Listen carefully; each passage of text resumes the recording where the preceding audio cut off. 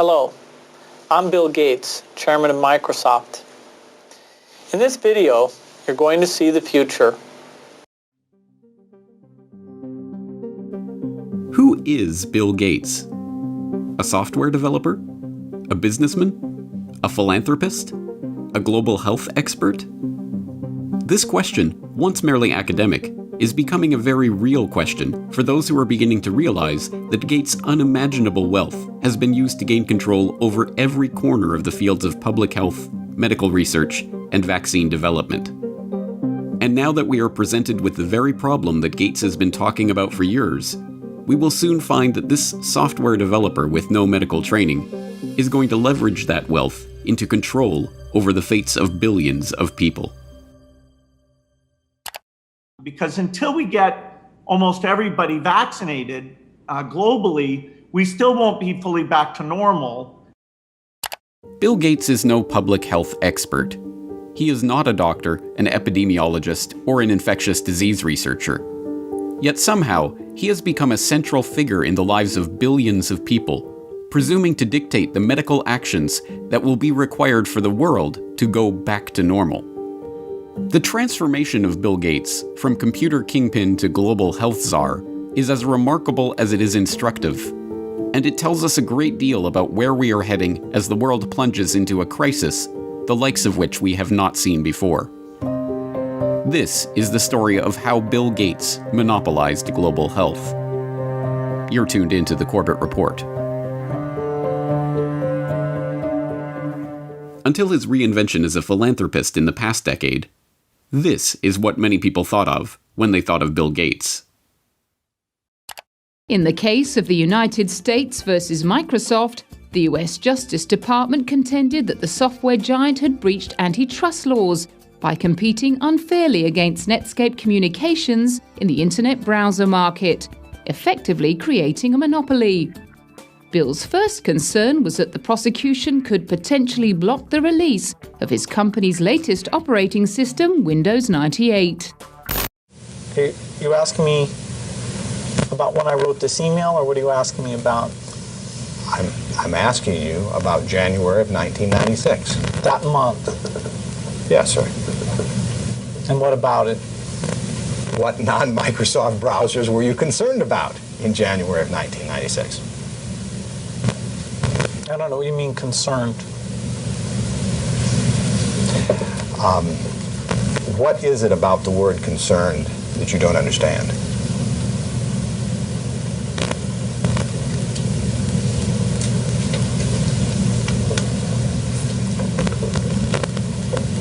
I'm not sure what you mean by it. We're going to be working together on Microsoft Office, on Internet Explorer, on Java, and I think that it's going to lead to a very healthy relationship. So it's a package announcement today. We're very, very happy about it. We're very, very excited about it. And I happen to have a special guest with me today via satellite downlink. And if we could get him up on the stage right now.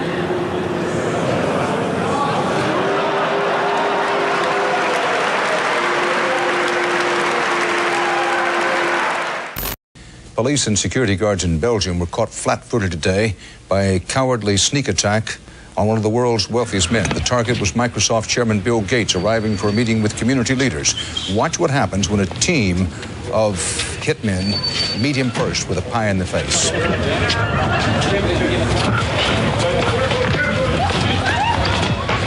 Gates was momentarily and understandably shaken, but he was not injured. The hit squad piled on with two more pies before one of them was wrestled to the ground and arrested. The others, for at least the moment, got away. Gates went inside, wiped his face clean, and made no comment. He then went ahead with his scheduled meeting. No word on the motive for this attack.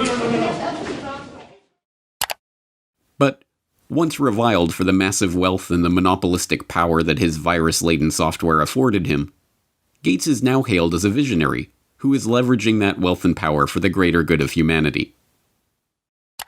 In the 22nd century, a book will be written about the entrepreneur of the 21st century. I'm sure that the person who will foremost come to the mind of those historians is certainly Bill Gates. I don't think it's hyperbole to say that Bill Gates is singularly, I would argue, the most consequential individual of our generation. I mean that. Our next guest is one of the richest and most generous men in the world. Please welcome Bill Gates. At a time when everyone is looking to understand the scope of the pandemic and how to minimize the threat, one of the best informed voices is that of businessman and philanthropist Bill Gates. The process by which this reinvention of Gates's public image took place is not mysterious. It's the same process by which every billionaire has revived their public image since John D. Rockefeller hired Ivy Ledbetter Lee to transform him from the head of the Standard Oil Hydra into the kind old man handing out dimes to strangers. Don't you give a dime, Mr. Rockefeller? Go ahead. Give it a dime. Thank you, sir. Thank you very much. I consider myself... Thank you for the ride. I consider myself more than amply paid. Bless you, bless you, Yes. bless you. More to the point, John D. Rockefeller knew that to gain the adoration of the public, he had to appear to give them what they want: money. He devoted hundreds of millions of dollars of his vast oil monopoly fortune to establishing institutions that, he claimed, were for the public good. The General Education Board, the Rockefeller Institute of Medical Research, the Rockefeller Foundation. Similarly, Bill Gates has spent much of the past 2 decades transforming himself from software magnate into a benefactor of humanity through his own Bill and Melinda Gates Foundation. In fact, Gates has surpassed Rockefeller's legacy, with the Bill and Melinda Gates Foundation long having eclipsed the Rockefeller Foundation as the largest private foundation in the world, with $46.8 billion of assets on its books that it wields in its stated program areas of global health and development, global growth, and global policy advocacy. And, like Rockefeller, Gates's transformation has been helped along by a well-funded public relations campaign. Gone are the theatrical tricks of the PR pioneers. The ubiquitous ice cream cones of Gates' mentor Warren Buffett are the last remaining holdout of the old Rockefeller handing out dimes gimmick. No, Gates has guided his public image into that of a modern-day saint through an even simpler tactic: buying good publicity.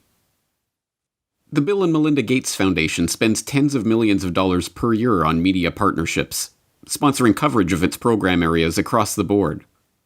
Gates funds The Guardian's global development website. Gates funds NPR's global health coverage. Gates funds the Our World in Data website that is tracking the latest statistics and research on the coronavirus pandemic. Gates funds BBC coverage of global health and development issues, both through its BBC Media Action Organization and the BBC itself. Gates funds World Health coverage on ABC News. When the NewsHour with Jim Lehrer was given a $3.5 million Gates Foundation grant to set up a special unit to report on global health issues, NewsHour communications chief Rob Flynn was asked about the potential conflict of interest that such a unit would have in reporting on issues that the Gates Foundation is itself involved in. In some regards, I guess you might say that there are not a heck of a lot of things you could touch in global health these days that would not have some kind of Gates tentacle, Flynn responded. Indeed, it would be almost impossible to find any area of global health that has been left untouched by the tentacles of the Bill and Melinda Gates Foundation.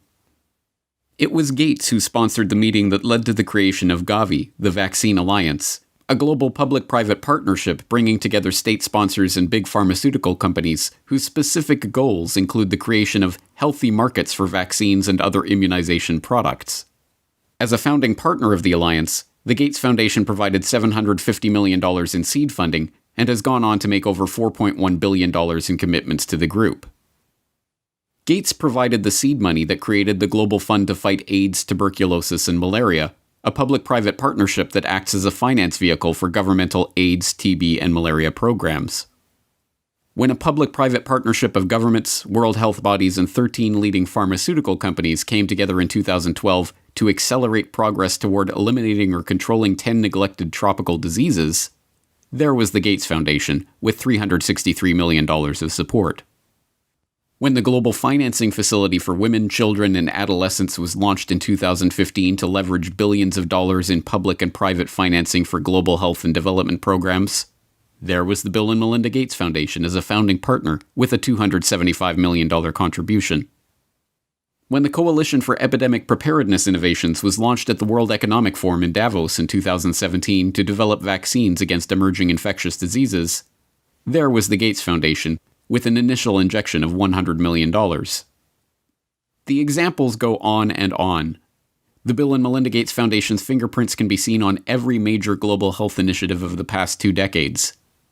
And beyond the flashy multi-billion-dollar global partnerships, the foundation is behind hundreds of smaller country and region-specific grants, $10 million to combat a locust infestation in East Africa, or $300 million to support agricultural research in Africa and Asia, that add up to billions of dollars in commitments. It comes as no surprise, then, that far beyond the $250 million that the Gates Foundation has pledged to the fight against coronavirus, every aspect of the current coronavirus pandemic involves organizations, groups, and individuals with direct ties to Gates funding. From the start, the World Health Organization has directed the global response to the current pandemic. From its initial monitoring of the outbreak in Wuhan and its declaration in January that there was no evidence of human-to-human transmission, to its live media briefings and its technical guidance on country-level planning and other matters, the WHO has been the body setting the guidelines and recommendations shaping the global response to this outbreak. But even the World Health Organization itself is largely reliant on funds from the Bill and Melinda Gates Foundation. The WHO's most recent donor report shows that the Bill and Melinda Gates Foundation is the organization's second largest donor behind the United States government. The Gates Foundation single-handedly contributes more to the World Health Body than Australia, Canada, France, Germany, Russia, and the UK combined.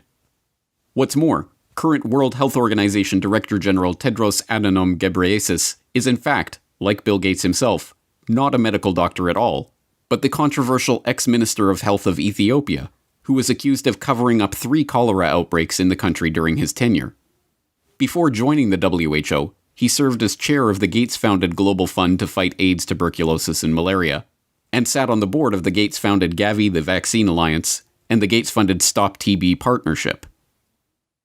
The current round of lockdowns and restrictive stay-home orders in Western countries were enacted on the back of alarming models predicting millions of deaths in the United States and hundreds of thousands in the UK. Imperial College in London released a COVID-19 report, and that's where most of our U.S. leaders are getting the information they're basing their decision-making on. The report runs us through a few different ways this could turn out depending on what our responses are. If we don't do anything to control this virus, over 80% of people in the U.S. would be infected over the course of the epidemic, with 2.2 million deaths from COVID-19. That 2.2 million deaths also doesn't account for the potential negative effects of health systems being overwhelmed. From this evening, I must give the British people a very simple instruction. You must stay at home. Enough is enough. Go home and stay home. A statewide order for people to stay at home. The work of 2 research groups was crucial in shaping the decisions of the UK and US governments to implement wide-ranging lockdowns, and, in turn, governments around the world. The first group, the Imperial College COVID-19 Research Team, issued a report on March 16th that predicted up to 500,000 deaths in the UK and 2.2 million deaths in the US unless strict government measures were put in place. The second group, the Institute for Health Metrics and Evaluation in Bill Gates' home state of Washington, helped provide data that corroborated the White House's initial estimates of the virus effects, estimates that have been repeatedly downgraded as the situation has progressed. Unsurprisingly, the Gates Foundation has injected substantial sums of money into both groups.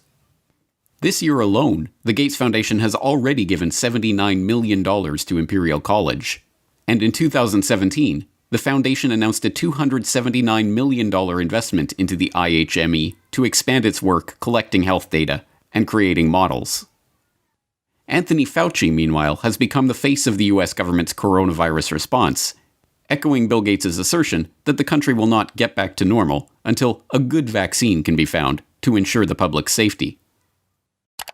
If you want to get to pre-corona virus, that might not ever happen in the sense of the fact that the threat is there, but I believe with the therapies that will be coming online and with the fact that I feel confident that over a period of time we will get a good vaccine, that we will never have to get back to where we are right back now.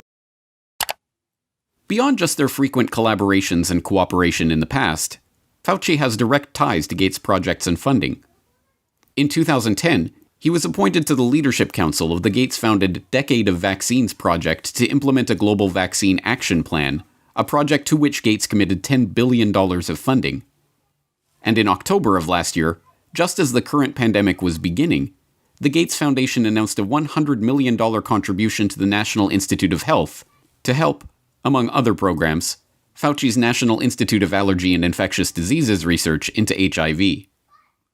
Also in October of last year, the Bill and Melinda Gates Foundation partnered with the World Economic Forum and the Johns Hopkins Center for Health Security to stage Event 201, a tabletop exercise gauging the economic and societal impact of a globally spreading coronavirus pandemic. It began in healthy-looking pigs, months, perhaps years ago. A new coronavirus. The mission of the Pandemic Emergency Board is to provide recommendations to deal with the major global challenges arising in response to an unfolding pandemic. The board is comprised of highly experienced leaders from business, public health, and civil society. We're at the start of what's looking like it will be a severe pandemic. And there are problems emerging that can only be solved by global business and governments working together. Governments need to be willing to do things that are out of their historical perspective, or for the most part, it's really a war footing that we need to be on. Given the incredible reach that the tentacles of the Bill and Melinda Gates Foundation have into every corner of the global health markets, it should not be surprising that the foundation has been intimately involved with every stage of the current pandemic crisis either. In effect, Gates has merely used the wealth from his domination of the software market to leverage himself into a similar position in the world of global health. The whole process has been cloaked in the mantle of selfless philanthropy, but the foundation is not structured as a charitable endeavor. Instead, it maintains a dual structure. The Bill and Melinda Gates Foundation distributes money to grantees, but a separate entity, the Bill and Melinda Gates Foundation Trust, manages the endowment assets. These two entities often have overlapping interests, and, as has been noted many times in the past, grants given by the foundation often directly benefit the value of the trust's assets. One of my favorite parts about my job at the Gates Foundation is that I get to travel to the developing world, and I do that quite regularly. My first trip in India, I was in a person's home where they had dirt floors, no running water, no electricity, and that's really what I see all over the world. So in short, I'm startled by all the things that they don't have. But I am surprised by one thing that they do have: Coca-Cola. Coke is everywhere. In fact, when I travel in the developing world, Coke feels ubiquitous. And so when I come back from these trips and I'm thinking about development and I'm flying home and I'm thinking, well, we're trying to deliver condoms to people or vaccinations, you know, Coke's success kind of stops and makes you wonder, how is it that they can get Coke to these far-flung places? And if they can do that, why can't governments and NGOs do the same thing? And the charity of Microsoft founder Bill Gates and his wife Melinda is under criticism following the disclosure. It substantially increased its holdings in the agribusiness giant Monsanto to over $23 million. Critics say the investment in Monsanto contradicts the Bill and Melinda Gates Foundation's stated commitment to helping farmers and sustainable development in Africa. The study from the pressure group Global Justice Now paints a picture of the Gates Foundation partly as an expression of corporate America's desire to profit from Africa, and partly a damning critique of its effects. You could have a case where the initial research is done by a Gates-funded institution, the media reporting on how well that research is conducted is done, the media outlet is a Gates-funded outlet, and maybe a Gates-funded journalist from a media programme, and then the programme is implemented more widely by a Gates-funded NGO. I mean, there are some very insular circles here. Among the many criticisms, the idea that private finance can solve the problems of the developing world. Should poor farmers be trapped into debt by having to use chemicals or fertilizers underwritten by offshoots of the foundation? This is no mere theoretical conflict of interest. Gates is held up as a hero for donating $35.8 billion worth of his Microsoft stock to the foundation. But during the course of his decade of vaccines, Gates' net worth has actually doubled, from $54 billion to $103.1 billion. The Rockefeller story provides an instructive template for this vision of tycoon-turned-philanthropist. When Rockefeller faced a public backlash, he helped spearhead the creation of a system of private foundations that connected in with his business interests. Leveraging his unprecedented oil monopoly fortune into unprecedented control over wide swaths of public life, Rockefeller was able to kill two birds with one stone, molding society in his family's own interests, even as he became a beloved figure in the public imagination. Similarly, Bill Gates has leveraged his software empire into a global health, development, and education empire, steering the course of investment and research and ensuring healthy markets for vaccines and other immunization products. And, like Rockefeller, Gates has been transformed from the feared and reviled head of a formidable hydra into a kindly old man, generously giving his wealth back to the public. But not everyone has been taken in by this PR trick. Even The Lancet observed this worrying transformation from software monopolist to health monopolist back in 2009, when the extent of this Gates-led monopoly was becoming apparent to all. The first guiding principle of the Bill and Melinda Gates Foundation is that it is driven by the interests and passions of the Gates family. An annual letter from Bill Gates summarizes those passions, referring to newspaper articles, books, and chance events that have shaped the foundation's strategy. For such a large and influential investor in global health, is such a whimsical governance principle good enough? This brings us back to the question: who is Bill Gates? What are his driving interests? What motivates his decisions? These are not academic questions. Gates' decisions have controlled the flows of billions of dollars, formed international partnerships pursuing wide-ranging agendas, ensured the creation of healthy markets for big pharma vaccine manufacturers. And now, as we are seeing, his decisions are shaping the entire global response to the coronavirus pandemic. Bill Gates' plan to vaccinate the world.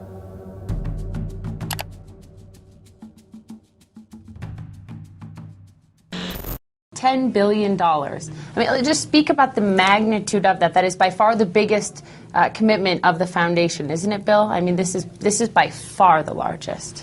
That's right. We've been spending a lot on vaccines. With this commitment, over 8 million additional lives will be saved. So it's one of the most effective ways that health in the poorest countries can be dramatically improved. In January of 2010, Bill and Melinda Gates used the World Economic Forum at Davos to announce a staggering $10 billion commitment to research and develop vaccines for the world's poorest countries, kicking off what he called a decade of vaccines. Today we're announcing a commitment over this next decade, which we think of as a decade of vaccines having incredible impact. We're announcing that we'll spend over $10 billion on vaccines. Hailed by the Gates-funded media. For the record, the Bill and Melinda Gates Foundation is a NewsHour underwriter. And applauded by the pharmaceutical companies who stood to reap the benefits of that largesse. The record-setting commitment made waves in the international community, helping to underwrite a global vaccine action plan coordinated by the Gates-funded World Health Organization. But contrary to the Gates' own PR spin that this $10 billion pledge was an unalloyed good and would save 8 million lives, the truth is that this attempt to reorient the global health economy was part of a much bigger agenda. An agenda that would ultimately lead to greater profits for big pharma companies, greater control for the Gates Foundation over the field of global health, and greater power for Bill Gates to shape the course of the future for billions of people around the planet. This is Bill Gates' plan to vaccinate the world. You're tuned into the Corbett Report. Given Gates's pledge to make this a decade of vaccines, it should come as no surprise that, since the dawn of this coronavirus crisis, he has been adamant that the world will not go back to normal until a vaccine has been developed. But we're going to have this intermediate period of opening up, and it won't be normal until we get an amazing vaccine to the entire world. The vaccine is critical because until you have that, things aren't really going to be normal. They can open up to some degree, but the risk of a rebound will be there until we have very broad vaccination. They won't be back to normal until we either have that phenomenal vaccine or a therapeutic that's like over 95% effective. And so we have to assume that's going to be almost 18 months from now. And then the final solution, which is a year to 2 years off, is the vaccine. So we've got to go full speed ahead on all three fronts. Just to head off the conspiracy theorists, maybe we shouldn't call the vaccine the final solution. Maybe just the best solution. Okay. More interestingly, since Gates began delivering this same talking point in every one of his many media appearances of late, it has been picked up and repeated by heads of state, health officials, doctors, and media talking heads, right down to the scientifically arbitrary but very specific 18-month time frame. Realistically, COVID-19 will be here for the next 18 months or more. We will not be able to return to normalcy until we find a vaccine or effective medications. The hard fact is, until we find a vaccine, going back to normal means putting lives at risk. This will be the new normal until a vaccine is developed. The only thing that will really allow life as we once knew it to resume is a vaccine. Obviously, we continue to work on the vaccines, but the vaccines have to be down the road by probably 14, 15, 16 months. We're doing great on the vaccines. The fact that so many heads of state, health ministers, and media commentators are dutifully echoing Gates's pronouncements about the need for a vaccine will not be surprising to those who saw last week's exploration of how Bill Gates monopolized global health. As we have seen, the Gates Foundation's tentacles have penetrated into every corner of the field of public health. Billions of dollars in funding and entire public policy agendas are under the control of this man, an unelected, unaccountable software developer with no medical research experience or training. And nowhere is Gates's control of public health more apparent than in the realm of vaccines. Gates launched the decade of vaccines with a $10 billion pledge. Gates helped develop the Global Vaccine Action Plan administered by the Gates-funded World Health Organization. Gates helped found Gavi, the Vaccine Alliance, aiming to develop healthy markets for vaccine manufacturers.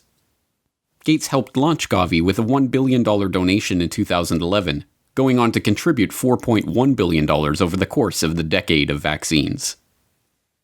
And so I'm pleased to announce to you that we're pledging an additional $1 billion to...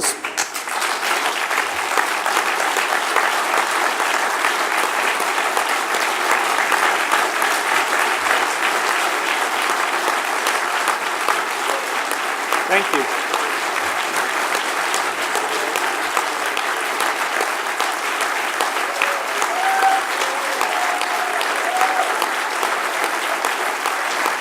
All right, thank you.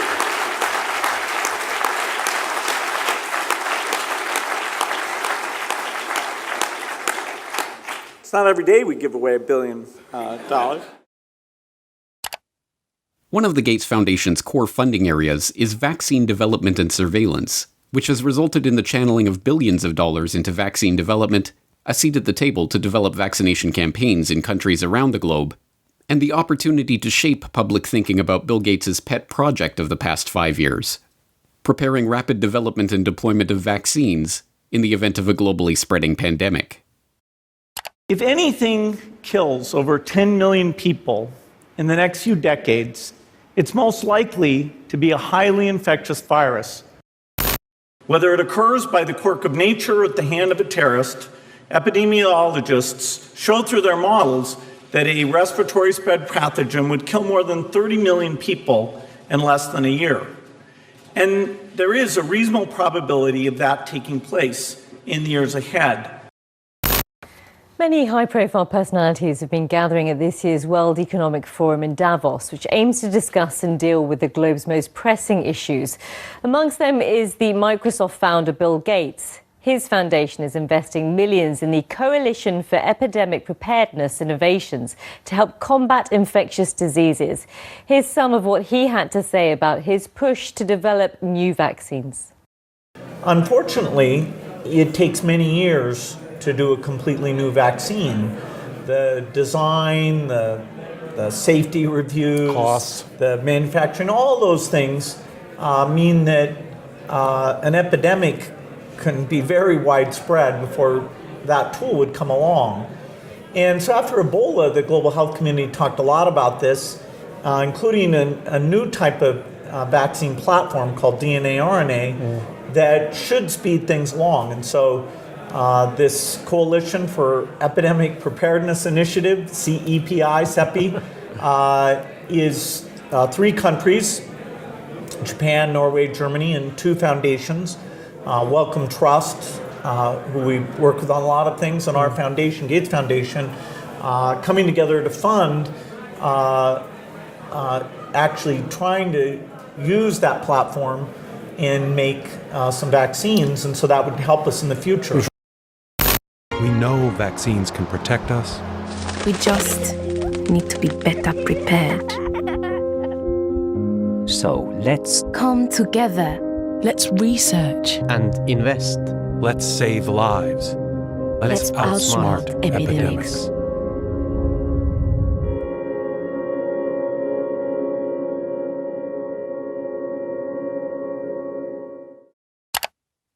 Given Gates's mammoth investment in vaccines over the past decade, his insistence that things won't go back to truly normal until we have a vaccine that we've gotten out to basically the entire world is hardly surprising. What should be surprising is that this strangely specific and continuously repeated message, that we will not go back to normal until we get a vaccine in 18 months, has no scientific basis whatsoever.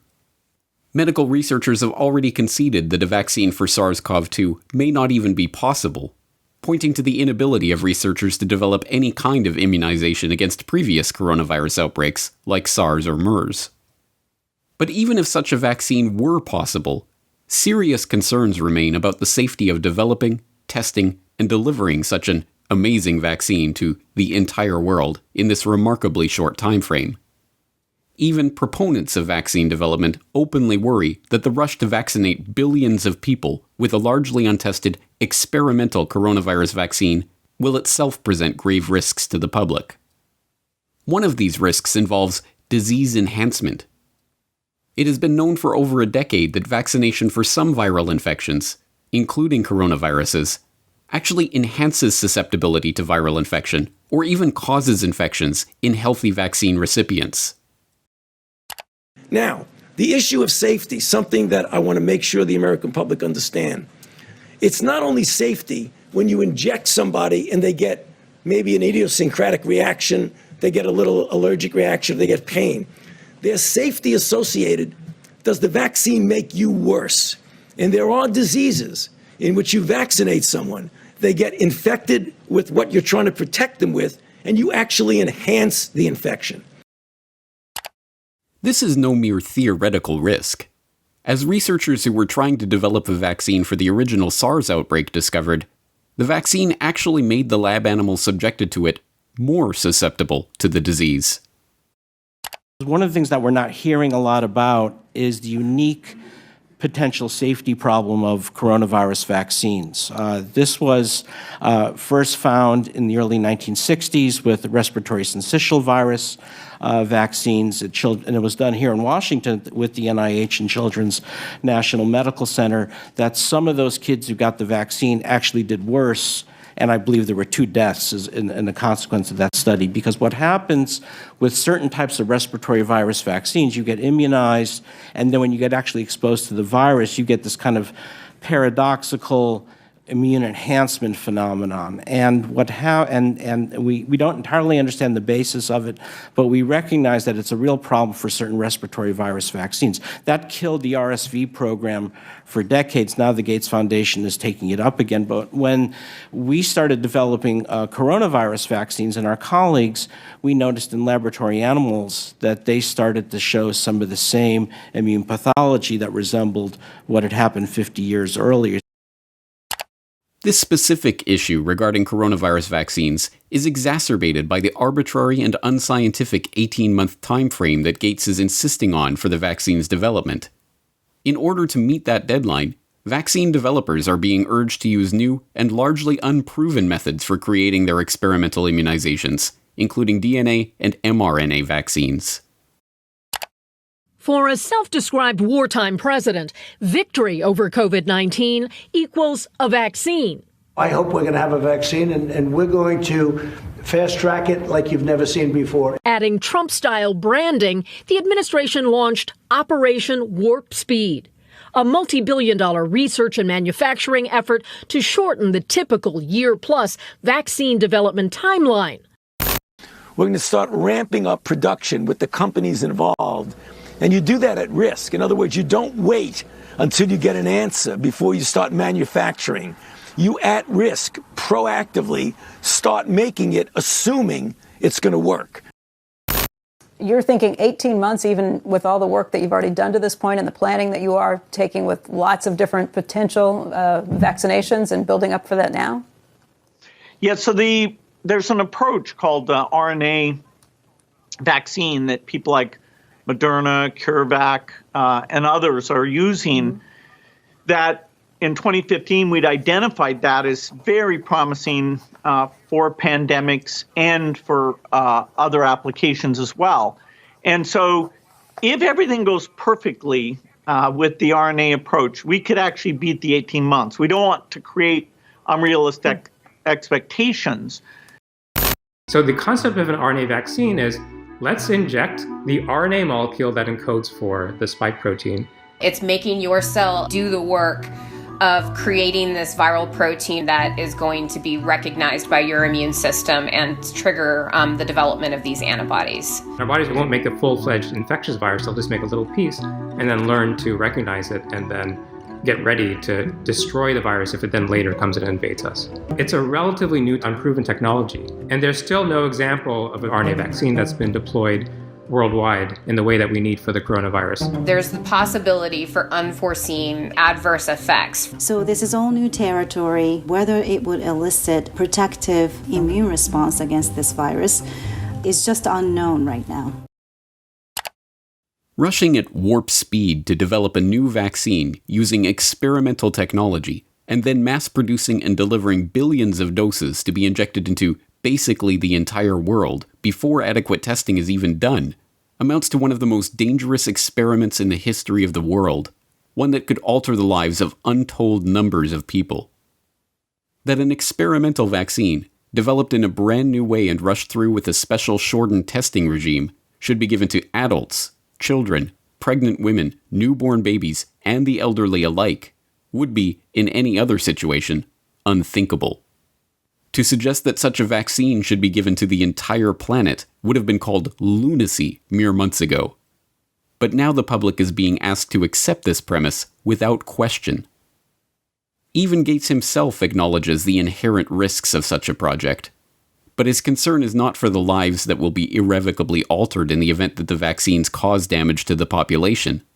Instead, he is more concerned that the pharmaceutical companies and the researchers are given legal immunity for any such damage.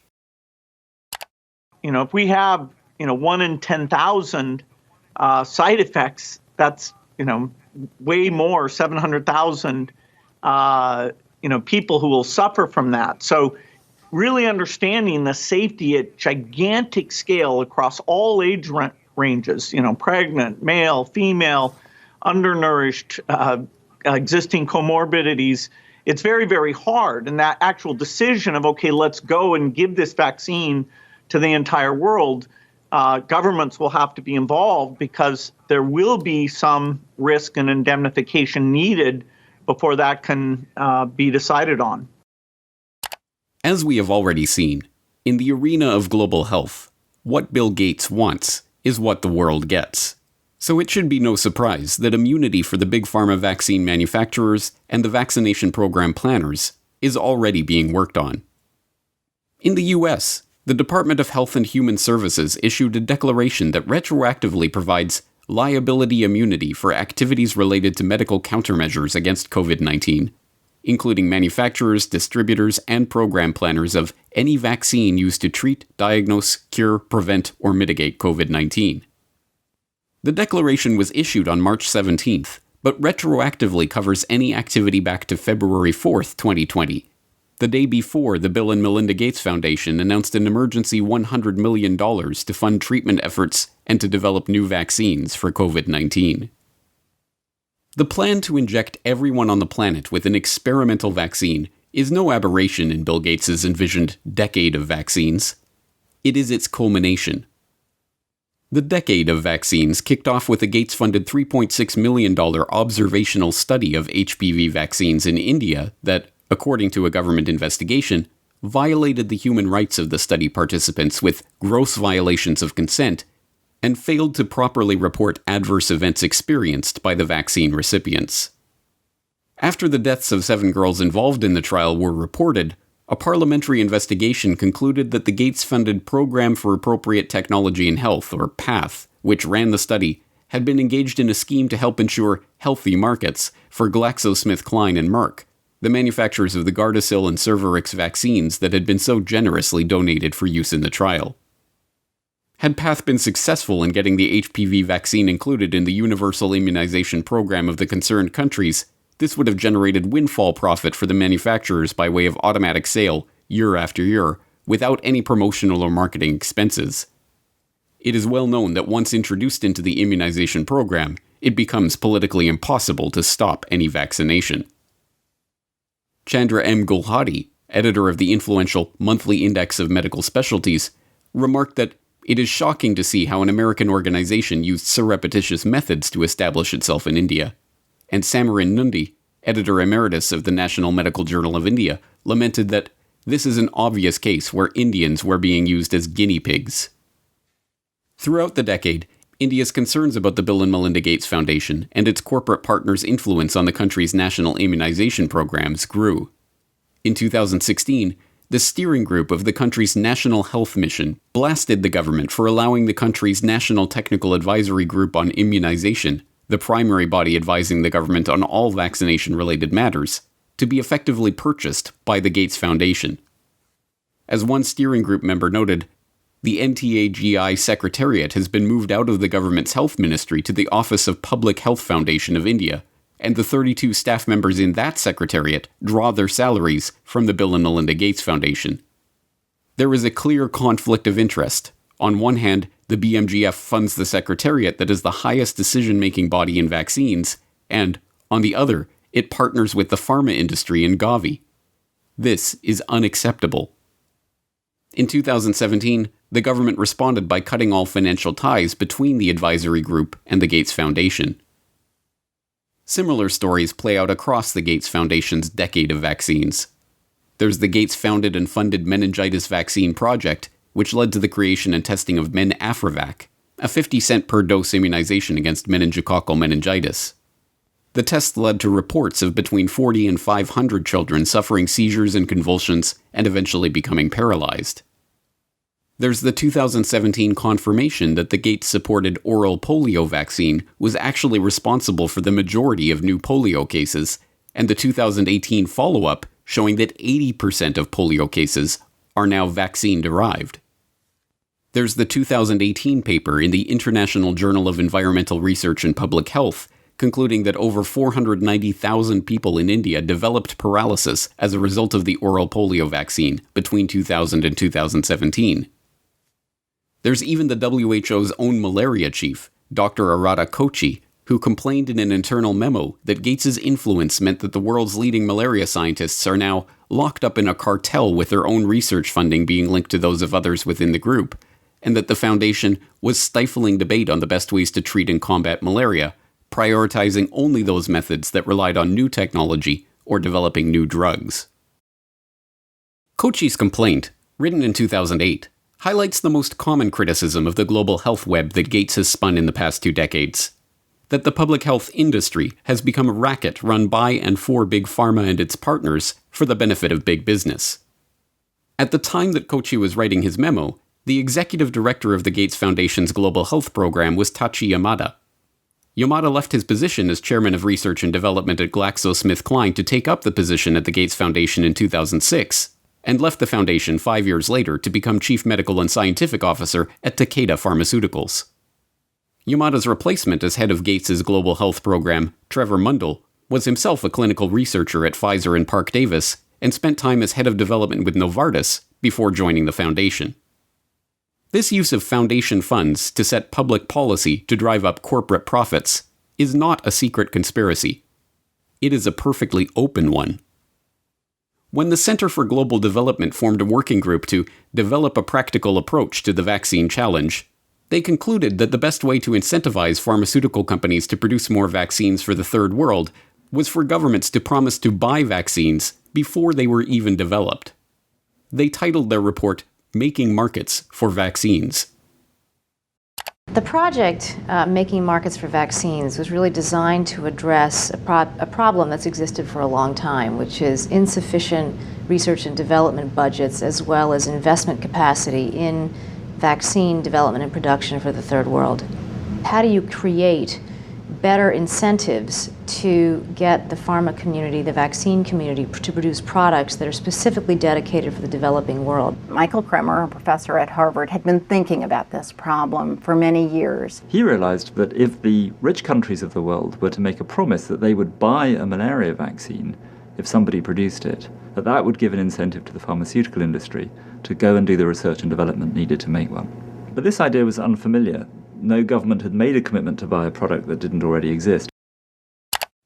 When the first such advanced market commitment was made in 2007, a $1.5 billion promise to buy yet-to-be-produced vaccines from big pharma manufacturers, there was the Gates Foundation as the only non-nation sponsor. The Gates-founded Gavi Vaccine Alliance is an open partnership between the Gates Foundation, the World Health Organization, the World Bank, and vaccine manufacturers.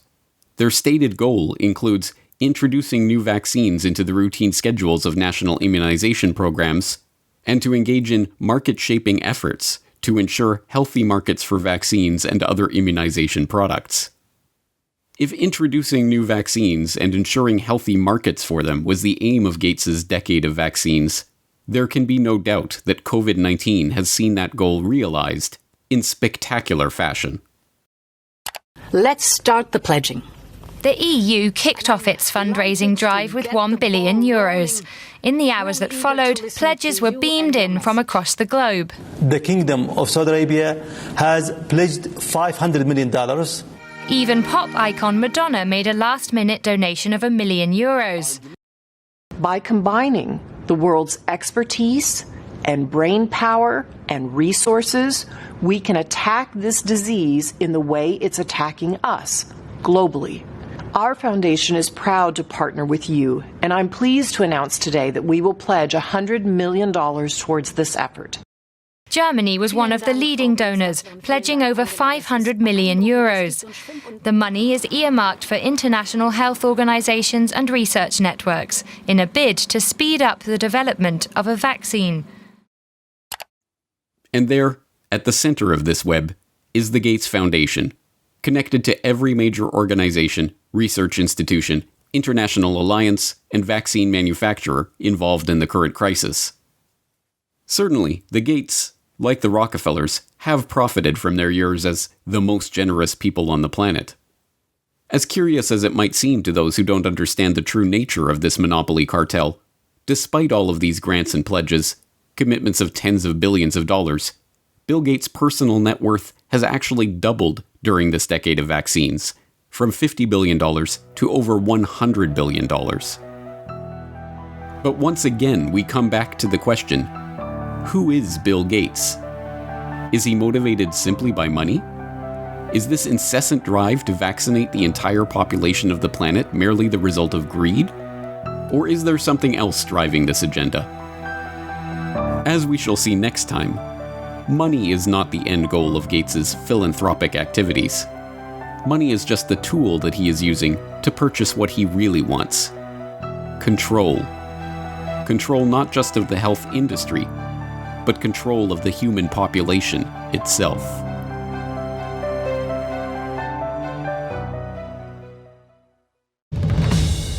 Bill Gates and the population control grid.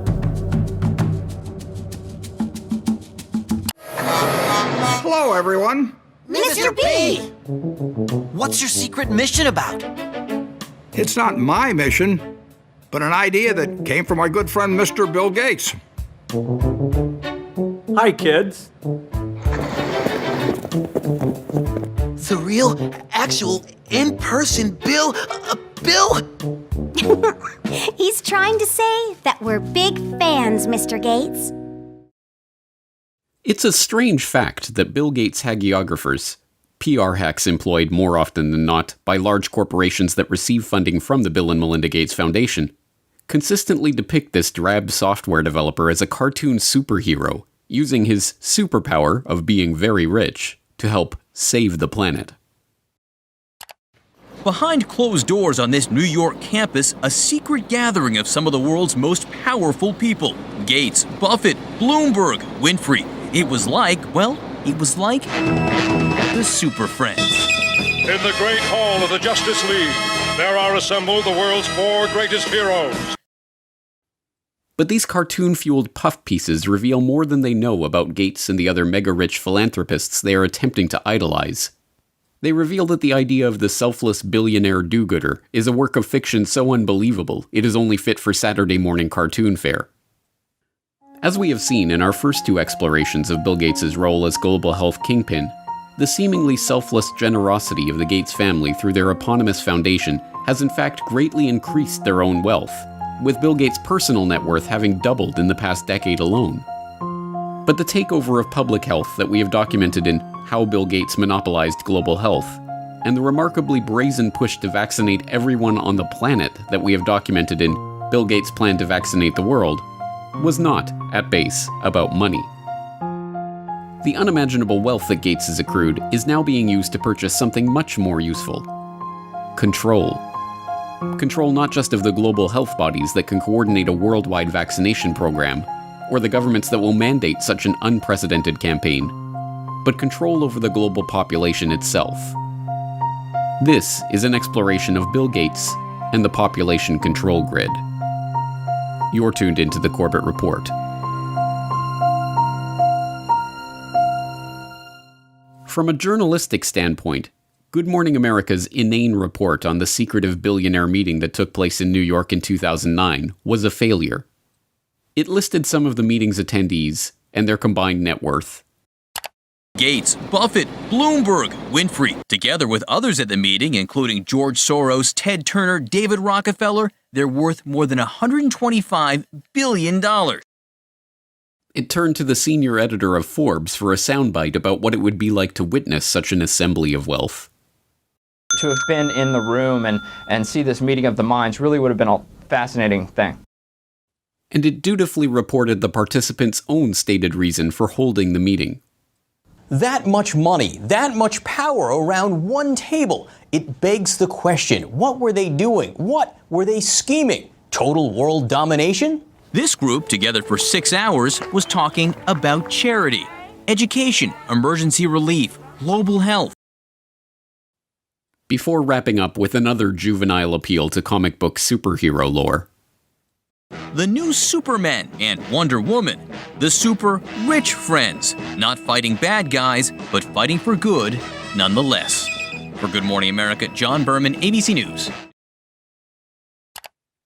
Yes, from a journalistic standpoint, Berman's report was an utter failure.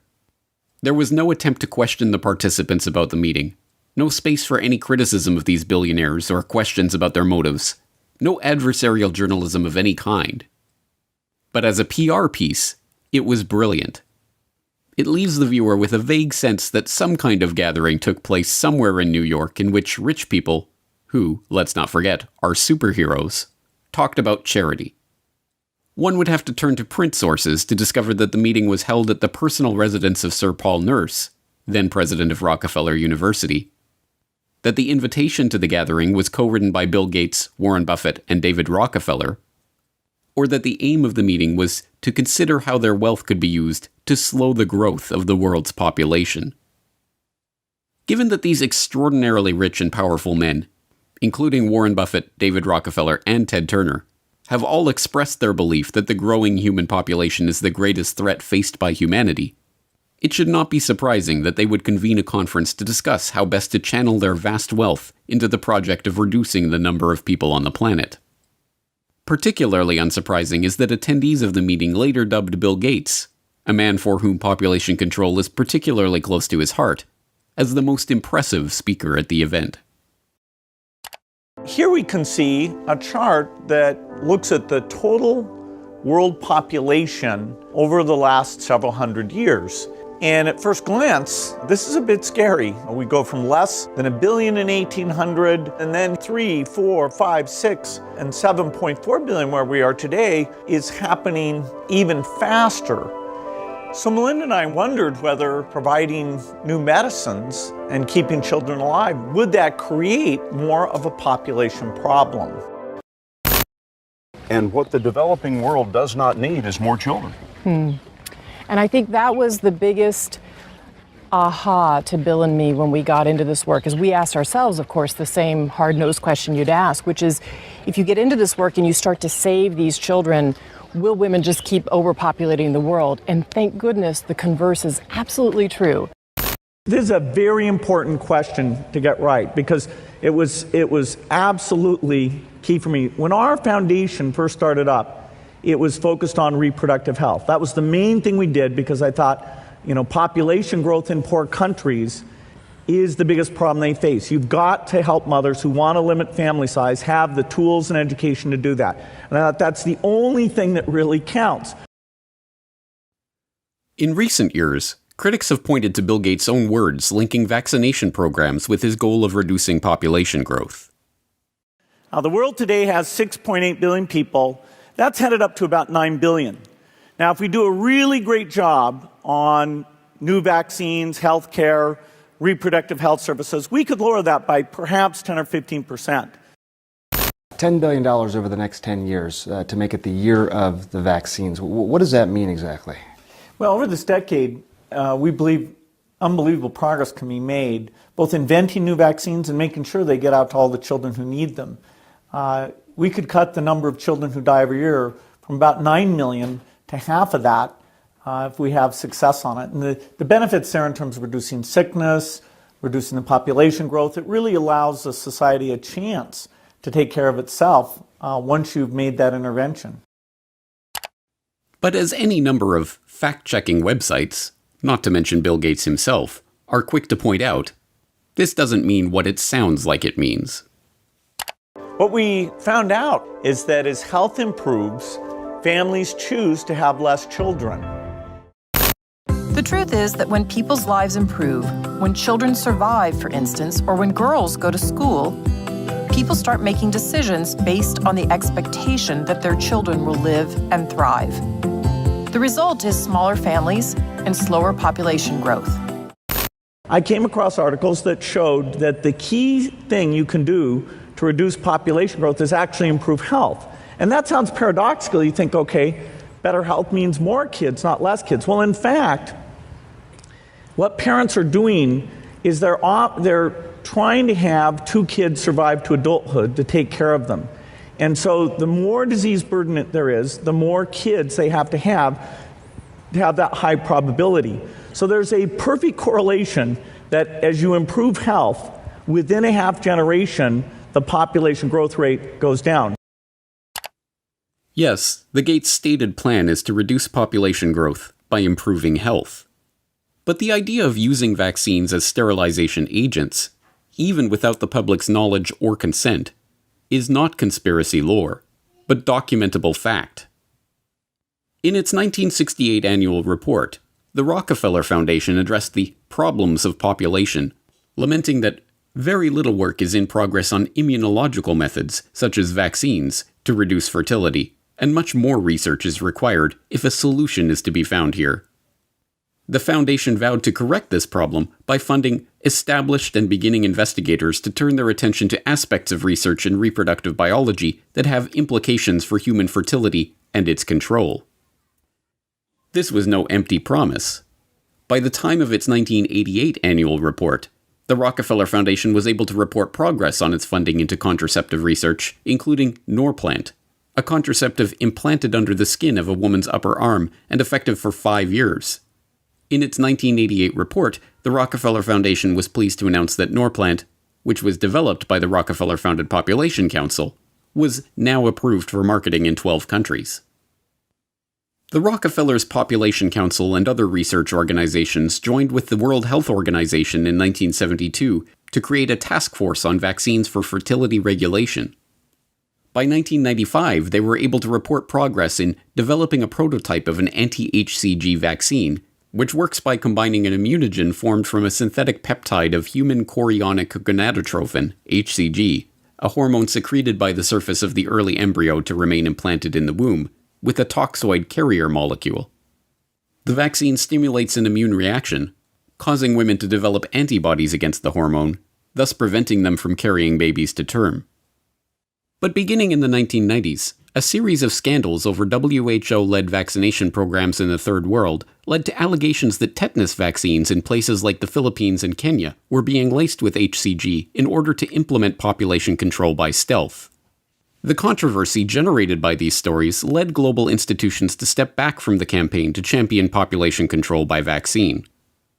But, as usual, the Bill and Melinda Gates Foundation was there to renew interest, working with the UK government to host a London summit on family planning in 2012, at which the foundation announced their support for funding the research, development, and deployment of injectable contraceptives to the developing world.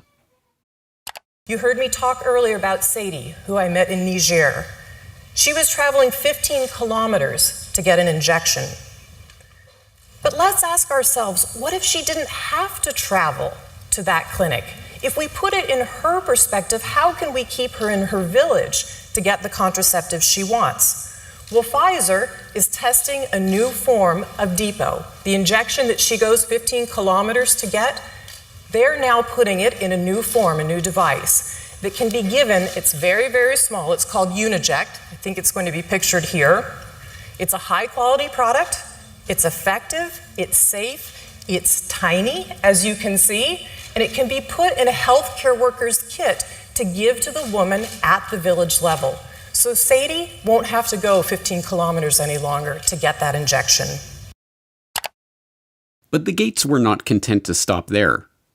In 2014, it was announced that Microchips Biotech Inc., a company in Lexington, Massachusetts, had developed a new form of birth control.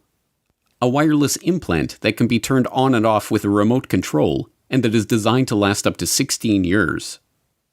According to MIT Technology Review, the idea originated when Bill Gates visited Robert Langer's MIT lab in 2012 and asked him if it would be possible to create an implantable birth control device that could be turned on or off remotely.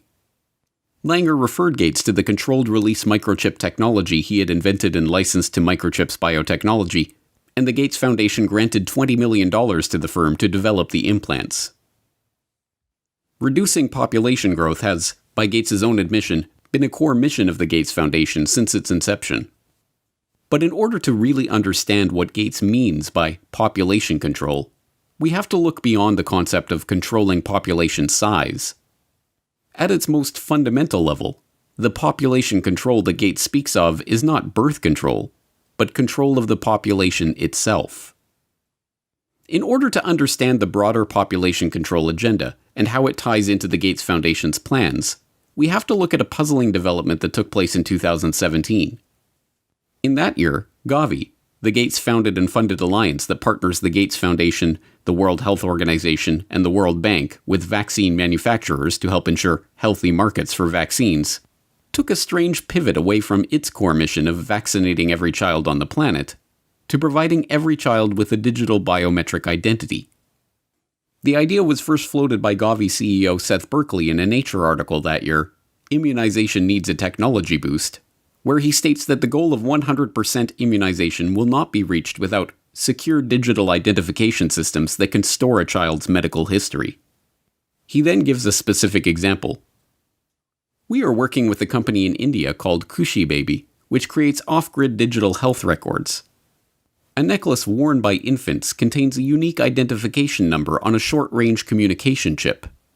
Community health workers can scan the chip using a mobile phone, enabling them to update a child's digital record even in remote areas with little phone coverage. This sudden interest in digital identity was no mere passing fancy for the Vaccine Alliance. Gavi doubled down by becoming a founding member of the ID 2020 Alliance, a public-private partnership dedicated to spearheading a global digital biometric identity standard.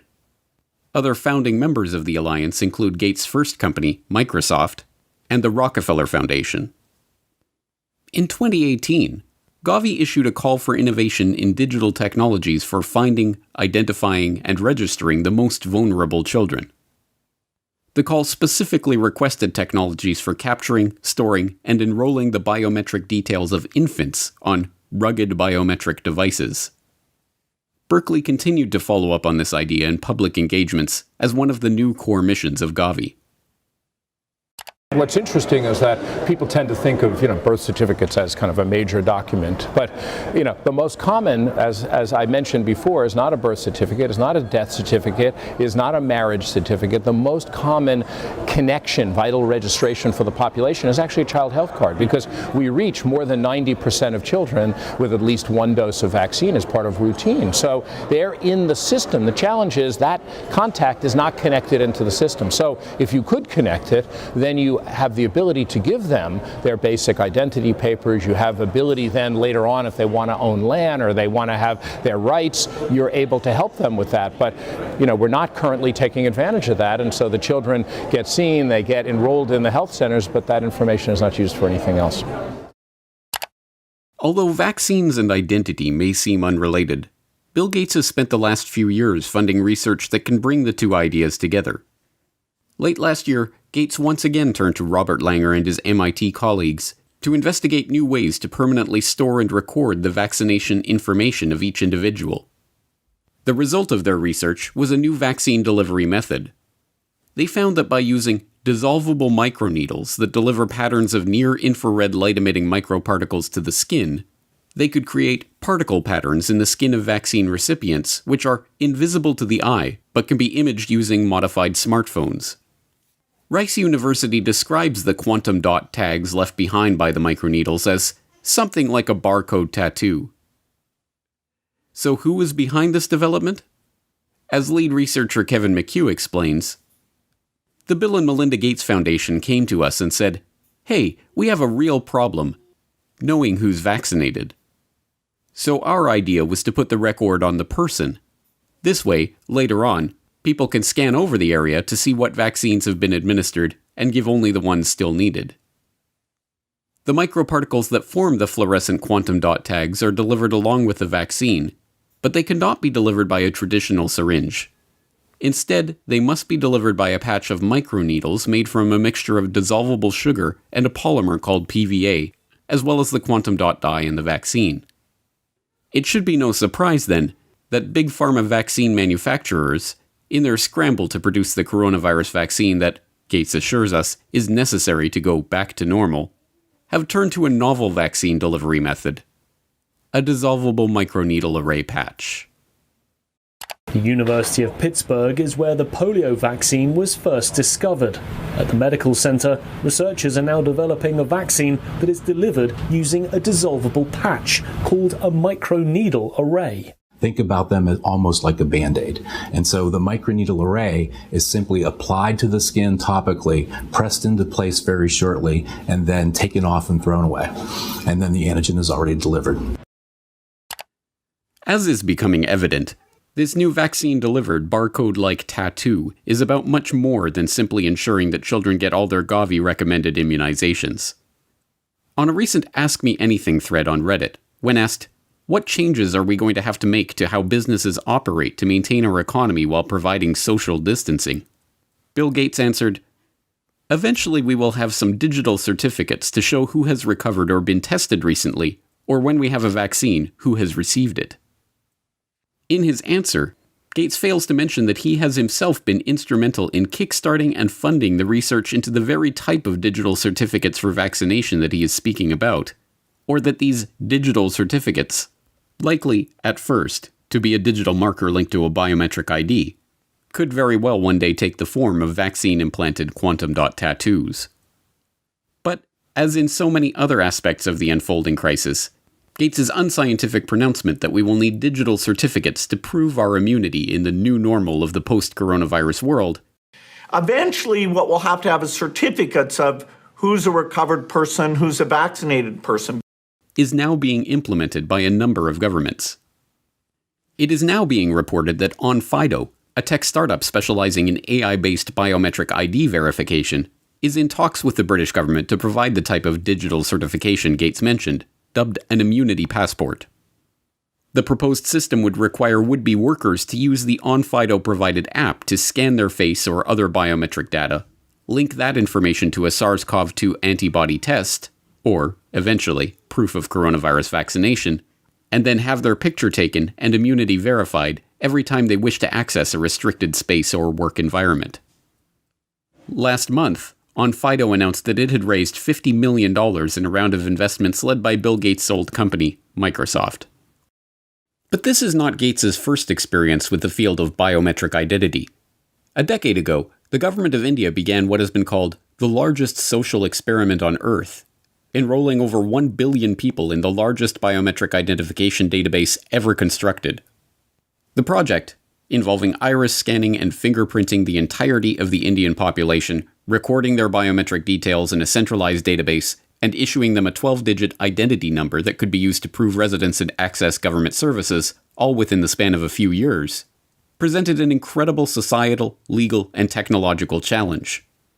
It's no surprise, then, that the person who was brought in as the chief architect of the Aadhaar project when it was launched, Nandan Nilekani, co-founder of Indian multinational Infosys, is also a longtime friend of Bill Gates and a partner with Bill and Melinda Gates on a philanthropic venture called Co-Impact, which supports initiatives to address major social challenges at scale. Nilekani's involvement in Aadhaar has even made him one of Gates' heroes, featured in slick video promotions produced by the Bill and Melinda Gates Foundation. My friend, Nandan Nilekani, is one of India's best-known entrepreneurs. He led the creation of the world's largest biometric ID system. Now, he's working to promote his platform to improve the lives of the world's poorest people. There are more than 1 billion people around the world who don't have any kind of ID. You can't do anything in life without an ID because people are mobile, they're migrant, and wherever they go, whether they want a job or whether they want to board a train or whether they want to get a bank account or get a mobile connection, if the person has no way of proving who they are, then they just won't get access to those services. So the challenge we had was, how do we give 1 billion people, many of whom don't have birth certificates, how do we give them ID? And Gates has personally praised the Aadhaar scheme as a huge asset for India. Well, Aadhaar is a huge asset for India. It was designed very well. The fact that you can make digital payments so easily, you can open a bank account. India is a leader in that. Our foundation, worked with the Reserve Bank. Nandan Nilekani and a group of people that he pulled together did a great job. But Gates is not merely an arm's-length admirer of the Aadhaar experiment. He is not only personally connected to its chief architect, he is also connected to one of the key companies that spearheaded the technology that underlies the project's biometric database. The company that provides the iris recognition technology at the core of the Aadhaar system, IDEMIA, also provides facial recognition systems for the Chinese government and is currently developing digital driver's licenses for use in the United States. IDEMIA even created the Cushy Baby identification necklaces with embedded microchips that Gavi CEO Seth Berkley touted in his Nature article. Unsurprisingly, the company receives support from the Bill and Melinda Gates Foundation through its involvement in the GSMA Inclusive Tech Lab. And now, Gates is funding a scheme to retool Aadhaar for a global rollout. In 2014, the World Bank created a multi-sector working group to launch the Identification for Development Initiative, or ID4D, which aims to support progress toward identification systems using 21st century solutions. The World Bank cites Goal 16.9 of the UN Agenda 2030 Sustainable Development Goals, vowing to provide legal identity for all, including birth registration, in the next 10 years, as the basis for its initiative.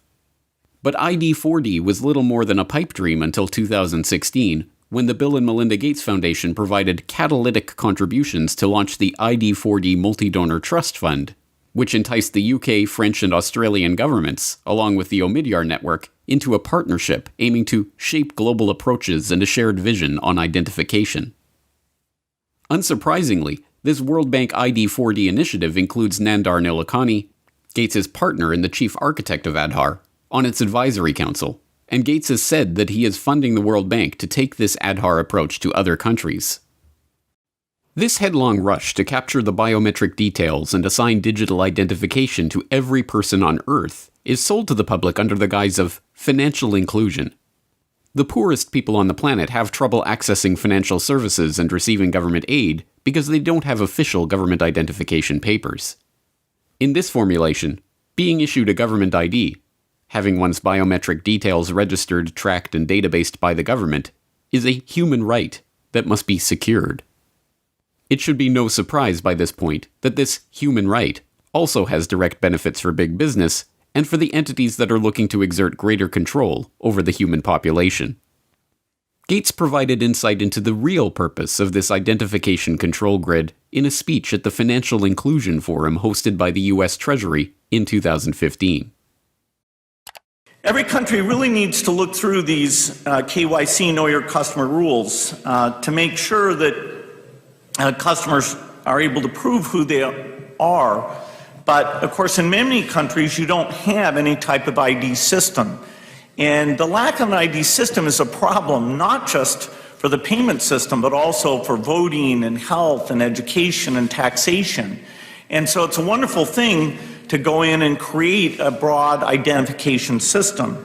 Again, India is a very interesting example of this, where the Aadhaar system, which is a 12-digit identifier that's correlated to biometric measures, is becoming pervasive throughout the country and will be the foundation for how we bring this low-cost switch to every mobile phone user in India.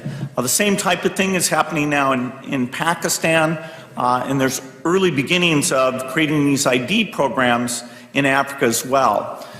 We expect to be able to use the ID so that when you show up for any government service, say you walk into a primary health clinic, we'll be able to take that bio-ID very quickly and bring up your electronic health record. Even if you've moved from one part of the country to the other, you will be well tracked and well served without nearly as much paperwork or waiting. And so the ID system is foundational.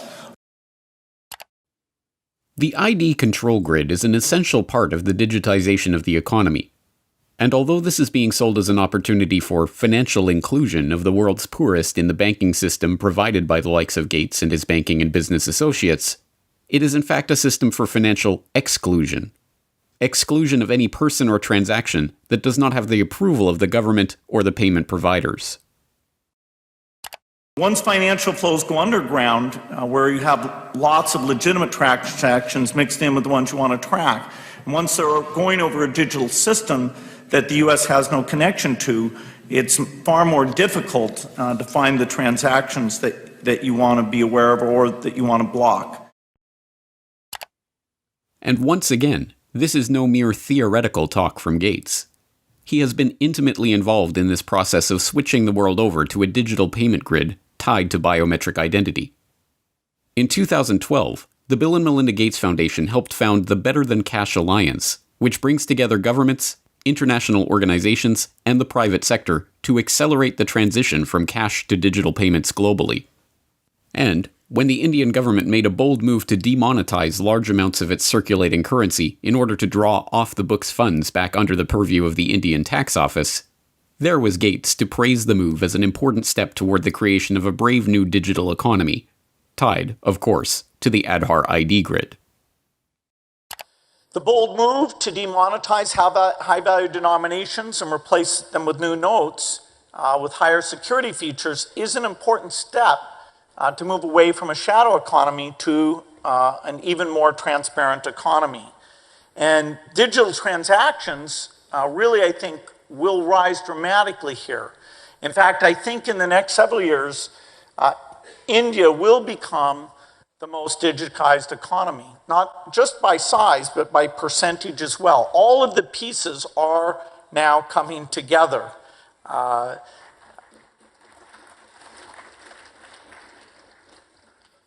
One piece of this that we've enjoyed consulting with the government on making sure it comes together in the right way is the pending rollout of payment banks. This, for the first time, really will mean that you have full currency capability on those digital phones. Once you have that digital infrastructure, the whole way you think about government benefits can be done differently. Over time, all of these transactions will create a footprint. And so when you go in for credit, the ability to access your history, that you've paid your utility bills on time, that you've saved up money for your children's education, all of those things in your digital trail, accessed in an appropriate way, will allow the credit market to properly score the risk and therefore loosen up more money for investments, not only in the agriculture sector, but for all the entrepreneurs in the country. The different parts of this population control grid fit together like pieces of a jigsaw puzzle. The vaccination drive ties into the biometric identity drive, which ties into the cashless society drive. In Gates's vision, everyone will receive the government-mandated vaccinations, and everyone will have their biometric details recorded in nationally administered, globally integrated digital IDs. These digital identities will be tied to all of our actions and transactions, and, if and when they are deemed illegal, they will simply be shut off by the government, or even the payment providers themselves. The Indian experiment in pioneering this biometric digital economy, an experiment with which Gates has been so intimately involved, also provides a perfect example of just how such a system will be abused. In January 2018, a report in the Tribune revealed that all of the details, including the name, address, postal code, photo, phone number, and email of all billion-plus Aadhaar-registered Indians, was available for purchase on WhatsApp for 500 rupees, or about $7. The Unique Identification Authority of India that administers the Aadhaar scheme was then forced to admit that approximately 210 websites, including websites of the central government and state government departments, were displaying the list of government beneficiaries, along with their name, address, other details, and Aadhaar numbers. Even more worryingly, newly obtained documents show that the Indian government is integrating Aadhaar-collected data to create a 360-degree database that will automatically track when a citizen moves between cities or buys new property, and integrate that data into a real-time geospatial database built by the country's space agency, ISRO. Only the most willfully obtuse could claim to be unable to see the nightmarish implications for this type of all-seeing, all-pervasive society, where every transaction and every movement of every citizen is monitored, analyzed, and databased in real time by the government. And Bill Gates is one of those willfully obtuse people. A current debate that's on in India and globally as well around data. Now, you've been an advocate of Aadhaar. You've supported it, you've defended it. And I think that the questions arise not on whether it's a good idea or not, but whether it should be made mandatory for every citizen, for every service possible, because it was envisaged as people accessing government subsidy using the Aadhaar card to avoid duplication and leakages. The question then is that India today is still grappling with putting in place a privacy framework, a privacy regulation, a data protection regulation. In that context, then, does it make sense, even though the matter is in court today, to link Aadhaar to every possible service? Well, Aadhaar is just something that avoids you pretending to be somebody else. That, you can have, fake people on the government payroll. Mm-hmm. Aadhaar, prevents you being on that payroll as a ghost worker.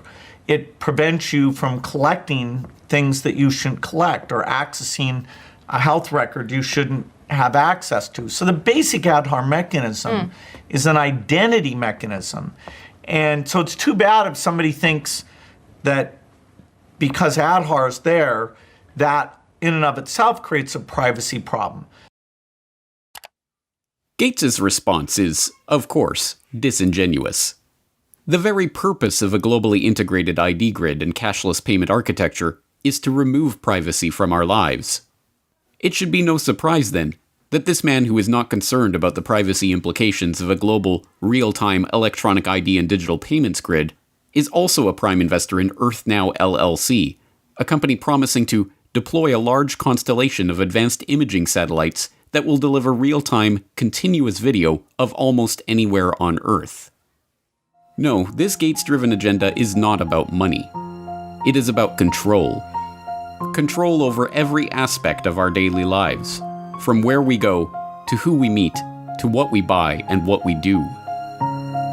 The great irony is that this billionaire philanthropist, so often depicted as a cartoon superhero for his dazzling generosity, actually resembles nothing so much as a comic book supervillain, right down to the use of his vast wealth to sponsor Harvard University research into dimming the sun by spraying particles into the stratosphere. But once again, we are driven back to the question, who is this person? What ideology is driving this quest for control? And what is the end goal of this quest? Who is Bill Gates?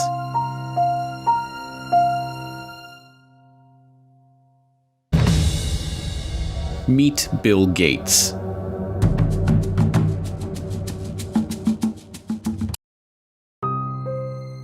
Computer whiz kid, talented software developer, shrewd businessman, benevolent philanthropist, global health expert. There can be no doubt that Bill Gates has worn many hats on his remarkable journey from his early life as the privileged son of a Seattle area power couple to his current status as one of the richest and most influential people on the planet. But as we have seen in our exploration of Gates's rise as unelected global health czar and population control advocate, the question of who Bill Gates really is no mere philosophical pursuit. Given that we are currently living through a crisis that has been predicted by Bill Gates, which is triggering a response from the global health organizations that the Bill and Melinda Gates Foundation has bankrolled, and driving us toward a vaccination and biometric ID solution which Bill Gates has been working on for years, the answer to the question, who is Bill Gates, is quickly becoming one of the most important questions of our lives. That answer will not only tell us about the world that we are living in, but about the one that we are being thrust into, and how we can avoid it. Today we will attempt to answer that question as we examine the motives, the ideology, and the connections of this man who has been so instrumental in shaping the post-coronavirus world. Meet Bill Gates. You're tuned into the Corbett Report. So who is Bill Gates? Some argue that he's a genius who leveraged his natural computer savvy into a billion-dollar fortune. You're called a genius, and I will... Well, no, I don't think that embarrassed you at all. They call you a genius. Part of your genius is that you are a computer whiz, and the other is that you did have the business acumen to turn it into a working company. Are you a business genius too? Well, I wouldn't say genius. Others insist that he is a visionary who has changed our lives with his foresight and bold imagination. Bill had a vision, and I understand it went back even then, that computing would be ubiquitous. It would be part of all of our lives. And indeed, as you all know, he executed on that vision, and the world today has changed so dramatically, in large part due to the work that Bill has done throughout the years. He has been hailed as a shrewd executive who built the Microsoft empire with his remarkable talent for business. When the biographers and historians write the history of the 20th century, Bill Gates is going to go down as the best businessman of our century, and Microsoft is one of the greatest companies of the 20th century. And he has been praised as a philanthropist who is selflessly devoting his wealth to improving the lives of people around the world. Bill, even your harshest critic would have to admit that your philanthropy work is, planet-shaking, incredible, and could be, if you make it a second act, so amazing that it would dwarf what you've actually done at Microsoft.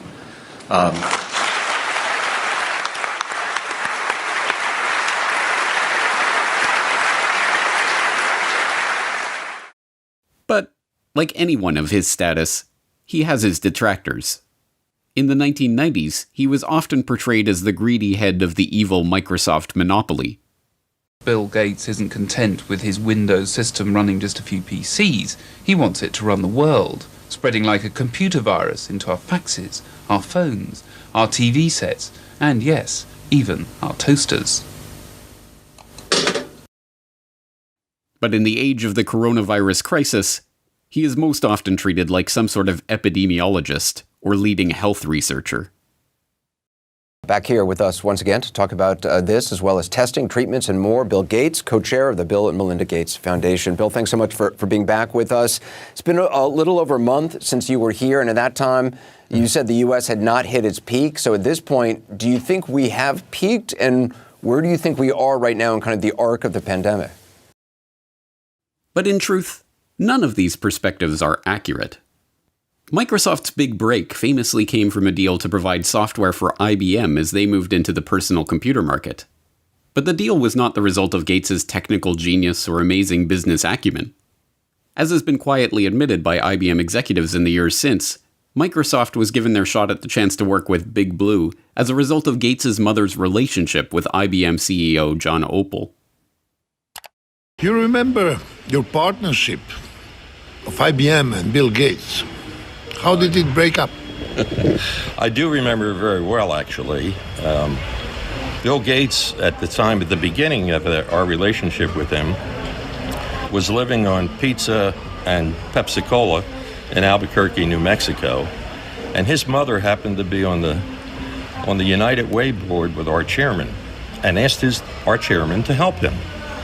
And, when the chairman comes in and tells you to go help this kid, 900 people get on the plane Monday morning, and they all go down to try to help Bill Gates. So I don't see Bill Gates as this great creative person. I see him as an opportunist. And in fact, in those days, there was a lot of sharing of software code. People gave it away. In Silicon Valley, they would share everything. He came in and he tried to control everything and put a price on it. Computer historians have long known how the basis for what became MS-DOS was not Bill Gates' brilliant imagination, but QDOS, a quick and dirty operating system that had been thrown together by Tim Patterson, a worker at Seattle Computer Products, as a placeholder until he could sell a proper operating system to his customers. And as even Gates himself admitted, the breakthrough graphical user interface that became the basis for Windows was ripped off from the researchers at the Xerox Palo Alto Research Center. As Bill would say after Apple unsuccessfully sued Microsoft for copyright infringement over Windows GUI, "Hey, Steve, just because you broke into Xerox's house before I did and took the TV, doesn't mean I can't go in later and take the stereo." And, as Gates also admits, it is not a spirit of selfless generosity that motivates his interest in vaccines and other lucrative health interventions.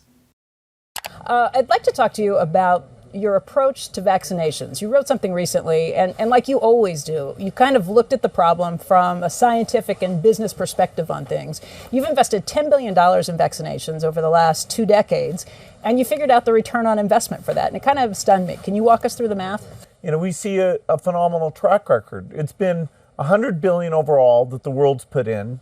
Our foundation is a bit more than $10 billion.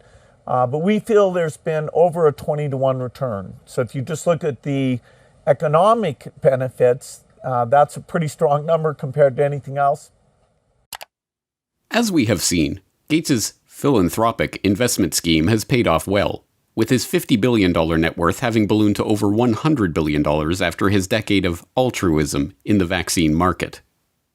As critics of his foundation have repeatedly pointed out, the 9 million people who die every year of hunger would be best served by securing food supplies, running water, and other basic necessities, not costly medical interventions for rare diseases. But there is no return on investment to be made from that kind of charity. No, this is not about charity. It is about control. The population control grid that Gates has been quietly funding into existence for the past decade, a biometric identification system tied to a digital payments infrastructure that will be used to track, catalog, and control every movement, every transaction, and every interaction of every citizen, is just now coming into view.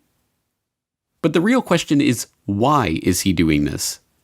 What drives a man like Bill Gates, a man rich beyond the wildest dreams of avarice, to spend his time and invest his fortune in schemes to control the population? To find the answer to that question, we have to examine Gates's family background. Bill Gates, it should not be surprising to learn, was born into money. His great-grandfather, J.W. Maxwell, was the president of National City Bank in Seattle. His grandfather, Willard, was also a banker, and his grandmother, Adele, a prominent Seattle civic leader. Bill Gates' mother, Mary Maxwell Gates, was a scion of the Maxwell banking family and, by all accounts, as hard-driving as her forebears. She served as a director of several companies, including First Interstate Bancorp and KIRO-TV of Seattle.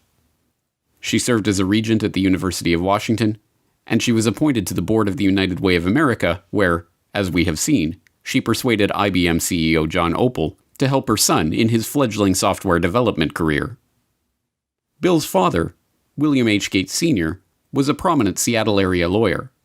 He co-founded a powerful law and lobbying firm, helped Howard Schultz in his bid to buy Starbucks, served on the boards of numerous companies and organizations, and, along the way, had a profound influence on his son's life and career.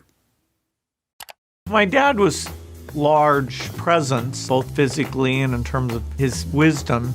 He worked very hard, so he'd leave in the mornings, often before we had breakfast, and get home in time for dinner. I always looked up to my dad in terms of how hard he worked. At the dinner table, my dad would go through various lawsuits and expect us to follow along. He had high expectations. The young Bill Gates, technically William H. Gates III, although his card-playing family dubbed him Trey, learned much from his parents. From his mother's banking family, he inherited a nose for the dollar, as one childhood friend's father called it. From his hard-driving, legal-minded father, he learned the value of legalizing business arrangements. As a child, he even had a legal contract drawn up to grant him the use of his older sister's baseball mitt. These traits would not earn him many friends, but they served him well as he began to bring order to the anarchic software development community of the 1970s. At that time, software for the brand new personal computer market was the realm of computer hobbyists, people whose excitement about the microcomputer revolution and love of engineering and problem-solving led them to develop and share code freely with each other. But this was no good for the young Bill Gates, who, even before Microsoft was off the ground, was already dreaming of commoditizing this hobby and turning it into the basis of a business empire. In 1976, with the ink still wet on Microsoft's first contract with Micro-Instrumentation and Telemetry Systems of Albuquerque, New Mexico, the then 21-year-old Gates wrote an open letter to hobbyists, excoriating the early computer enthusiasts who represented his main market for sharing Microsoft's code for Altair Basic. As the majority of hobbyists must be aware, most of you steal your software. Hardware must be paid for, but software is something to share. Who cares if the people who worked on it get paid? Is this fair? The royalty paid to us, the manual, the tape, and the overhead make it a break-even operation. One thing you do is prevent good software from being written. Who can afford to do professional work for nothing? What hobbyist can put 3 man-years into programming, finding all bugs, documenting his product, and distribute for free? The fact is, no one besides us has invested a lot of money in hobby software. We have written 6800 BASIC and are writing 8080 APL and 6800 APL, but there is very little incentive to make this software available to hobbyists. Most directly, the thing you do is theft. The letter was awkward and tone-deaf, as many people have described the young Bill Gates in his social interactions. It heaped vitriol on the very people who would be the customers of any future business, and tried to change an established culture of sharing software code merely by decree. Even Apple computers, which would go on to be one of the prime purveyors of walled garden systems that restrict users' ability to control their own computers, scored an easy marketing victory by responding to Gates' angry letter with a reminder that, yes, folks, Apple Basic is free. But the gauntlet was thrown down, and Gates would have his way. Although freeware and other forms of open-source software development still exist, the establishment of software code as legally protected intellectual property has led to the rise of billionaires like Gates. A nose for the dollar and a knowledge of how to use the legal system to get what you want were not the only things to emerge from Bill Gates' childhood, however. His parents also encouraged discussion about the family's charity work and the causes they held close to their heart.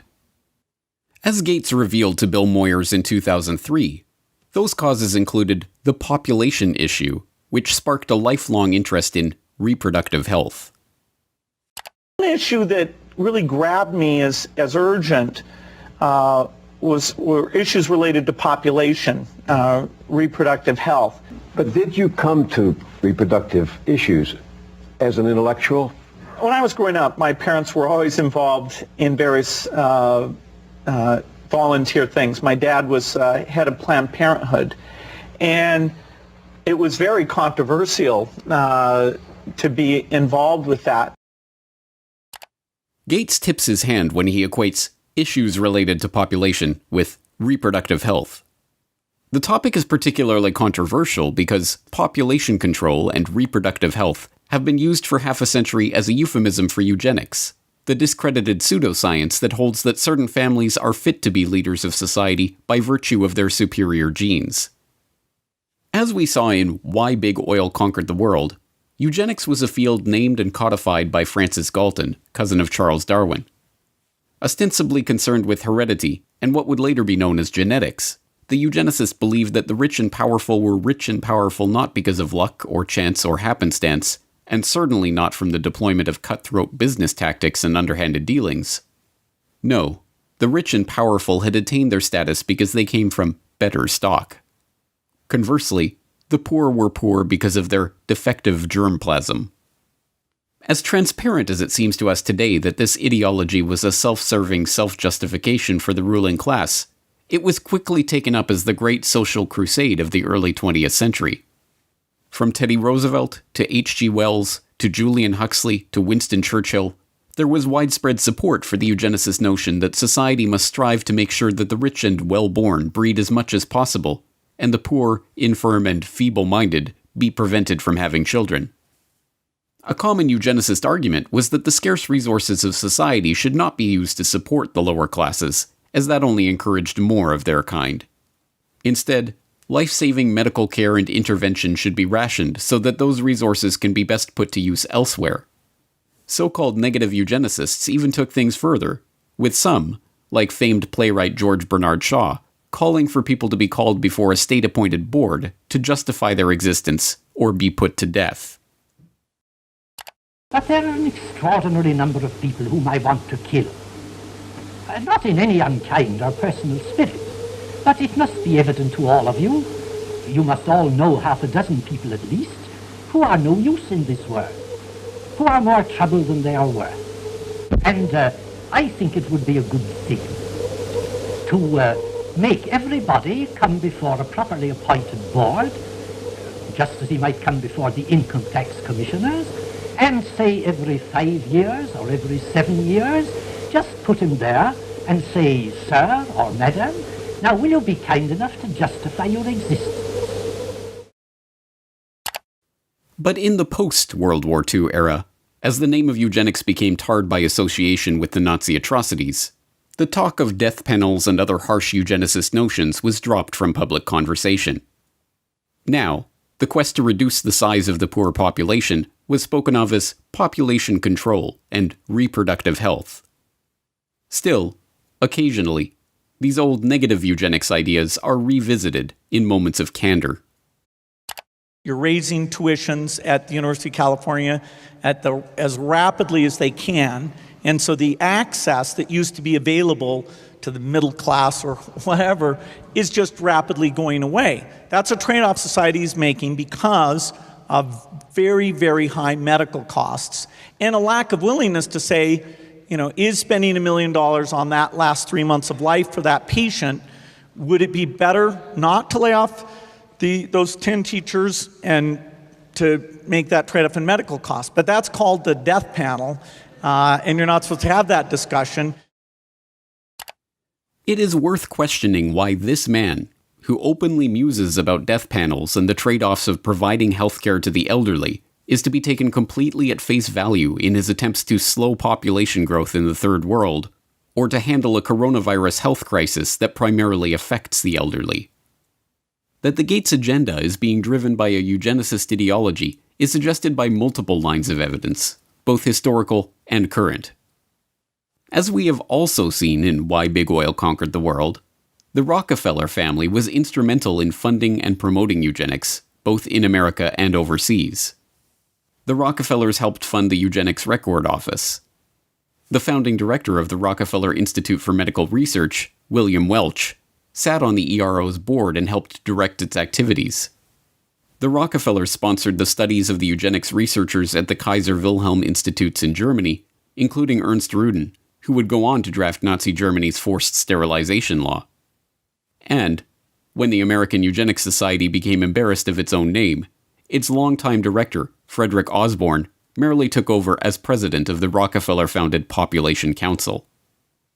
This dedication to the cause of public health did not escape the approving gaze of Bill Gates Sr. In a chapter of his 2009 book, Showing Up for Life, called Walking with Giants, he writes admiringly of the Rockefellers and their influence in the field. Every corner we've turned in the field of global health, we've found that the Rockefellers were already there and had been there for years. When we committed to childhood immunization, we found ourselves building on efforts the Rockefeller Foundation had helped launch and fund in the 1980s. When we became interested in fighting malaria and tuberculosis, we learned that the Rockefellers had been studying the prevention and treatment of such diseases around the globe for, in some cases, as long as 100 years. A similar dynamic held true in the case of HIV/AIDS.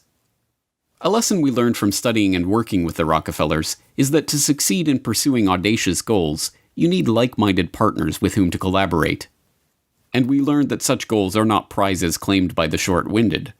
The Rockefellers stay with tough problems for generations. As Gates Sr. suggests, it is by working with like-minded partners that such great achievements in the field of global health can be made. For the Gates, these like-minded partners include the Rockefellers themselves. Bill Gates Sr. got to discuss global health, agriculture, and environment with the likes of David Rockefeller Sr. and David Rockefeller Jr. at a meeting on Philanthropy in a Global Century at Rockefeller University campus in 2000. And Bill Gates, as we have seen, co-hosted a meeting on reducing the population with David Rockefeller in 2009. But the most salacious hints of a deeper agenda are not to be found in the Gates' public associations, but in the associations that they have tried to hide from the public.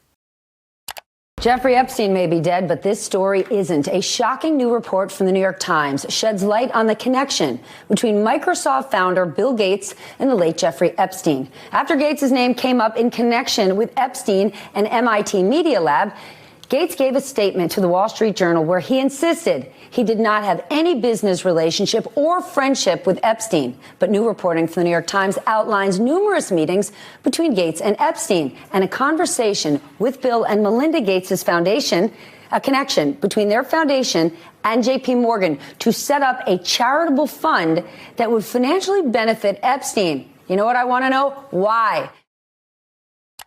Beginning in August of last year, a string of information connecting Bill Gates to convicted sex offender Jeffrey Epstein began to emerge. Flight logs revealed that Gates had flown on Jeffrey Epstein's private jet. An email surfaced showing disgraced MIT Media Lab director Joy Ito, who resigned from his position after it was discovered that he had helped cover up Jeffrey Epstein's identity as an anonymous donor to the lab, informing his staff that a $2 million donation to the lab in 2014 was a gift from Bill Gates, directed by Jeffrey Epstein. As the story gained momentum, Gates tried to downplay the relationship, with a Gates spokesperson protesting that Gates didn't know it was Epstein's plane, and Gates himself insisting that, "I didn't have any business relationship or friendship with Epstein." This was immediately contradicted by the New York Times, who reported in October of 2012 that Gates had in fact met with Epstein on multiple occasions, even going so far as to discuss the creation of a multi-billion-dollar charitable fund with seed money from the Bill and Melinda Gates Foundation and J.P. Morgan Chase. According to The Times, Gates emailed his colleagues about Epstein in 2011. "His lifestyle is very different and kind of intriguing, although it would not work for me." Epstein's will even named Boris Nikolic, a Harvard-trained immunologist who served as the chief scientific advisor to both Microsoft and the Bill and Melinda Gates Foundation, and who appears in the sole publicly known photo of Epstein and Gates' 2011 meeting at Epstein's Manhattan mansion, as the backup executor of Epstein's estate. It is not difficult to see why Gates would try to distance himself from his relationship with a child sex trafficker. Epstein, after all, is suspected of ensnaring high-ranking politicians, businessmen, and even royalty in an intelligence-directed honeypot operation, recording them in the act of sexually abusing underage girls and using that evidence as blackmail.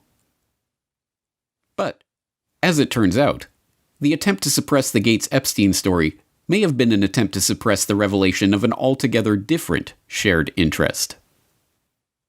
Sources say several accusers have come forward in New Mexico, where Epstein owns a sprawling ranch. According to a new report published in the New York Times, not verified by NBC News, Epstein wanted to use the ranch for controlled breeding, using his DNA to improve humanity. Citing 2 award-winning scientists and an advisor to large companies and wealthy individuals, the article reports Epstein surrounded himself with leading scientists and would tell them he wanted to have 20 women impregnated at a time on the ranch. The already scarcely believable Jeffrey Epstein story took another bizarre turn in August of 2019, when it was reported that Epstein hoped to seed the human race with his DNA. As the New York Times explained, Epstein's plan to impregnate 20 women at a time at his New Mexico ranch in order to seed the human race with his DNA, a plan he told to a number of the scientific luminaries he kept in his orbit, put a modern gloss on a very old idea. Mr. Epstein's vision reflected his long-standing fascination with what has become known as transhumanism, the science of improving the human population through technologies like genetic engineering and artificial intelligence. Critics have likened transhumanism to a modern-day version of eugenics, the discredited field of improving the human race through controlled breeding. Epstein's interest in genetics led him to sponsor a number of scientists working in the field, including George Church, a Harvard geneticist whose lab received funding from Epstein's foundation from 2005 to 2007 for cutting-edge science. Church publicly apologized for his connection to Epstein, which included several meetings a year from 2014 onward. This was neither the first nor the last time that this unassuming Harvard biologist, whose cutting-edge science often strays into controversial areas, caused a public scandal. In 2019, Church proposed a genetics dating app, which was immediately denounced as applied eugenics. Church also acted as scientific advisor to Editas Medicine, a startup seeking to use the genome editing tool CRISPR-Cas9 to eliminate diseases by deleting the parts of a genetic code responsible for the illness. In 2015, the company announced it had raised $120 million from a group led by Epstein's appointed backup executor, Dr. Boris Nikolic. Naturally, that group of investors included Bill Gates. Yes, Bill Gates is certainly following his father's advice to collaborate with like-minded partners. So the question remains, is Bill Gates motivated by eugenics? Given that eugenics went underground over half a century ago, we are unlikely ever to unearth a frank admission along those lines from Gates himself. After all, there are no longer any card-carrying members of the American Eugenics Society. The society was rebranded in the 1970s when, as the society's founder noted, it became evident that changes of a eugenic nature would be made for reasons other than eugenics, and that tying a eugenic label on them would more often hinder than help their adoption. But there was an American Eugenics Society in the 1920s, and it just so happened to boast a William H. Gates on its member roster. But perhaps that is just a coincidence. And there was an American Eugenics Society in the 1960s, when William H. Gates II was preceded as head of Planned Parenthood by Alan Guttmacher, who simultaneously served as the director of the American Eugenics Society. And perhaps it was coincidence that the Bill and Melinda Gates Foundation organized their London Summit on Family Planning, at which the Gates recommitted themselves to funding population control in the Third World, in July 2012, on the anniversary of the first International Eugenics Congress, held in London exactly 100 years prior. And perhaps it is reaching to compare the young Bill Gates' dating preferences to the genetic-based dating favored by modern-day eugenicists. I interviewed several women who had dated Bill just briefly, and one told me the very first question Bill asked her was, "What did you score on your SAT test?" This is not exactly, what a young woman wants to hear. For Bill Gates, though, he had scored a perfect 800 on his math portion of the SAT, and this was a matter of pride with him, and he wanted to make sure whoever he was dating, had scored a pretty high grade. No. We cannot expect an answer about Bill Gates' true motives to come from Gates himself. By this point, the question of Bill Gates' intentions has been buried under the combined weight of hundreds of millions of dollars of paid PR spin. Like the Rockefellers before them, the Gates have long since learned the secret of enlarging their family fortune, not to mention their control over the human population, by donning the mask of philanthropy. There are many perspectives on Bill Gates. Depending on who you ask, he is a computer savant, a genius businessman, or a saintly philanthropist. But all of these perspectives have been brought to you through PR outlets founded or funded by the Bill and Melinda Gates Foundation. Bill Gates is no longer a subject for historians but hagiographers. Now we must confront the question of why this man is motivated to build such a web of control. Control over our public health agencies.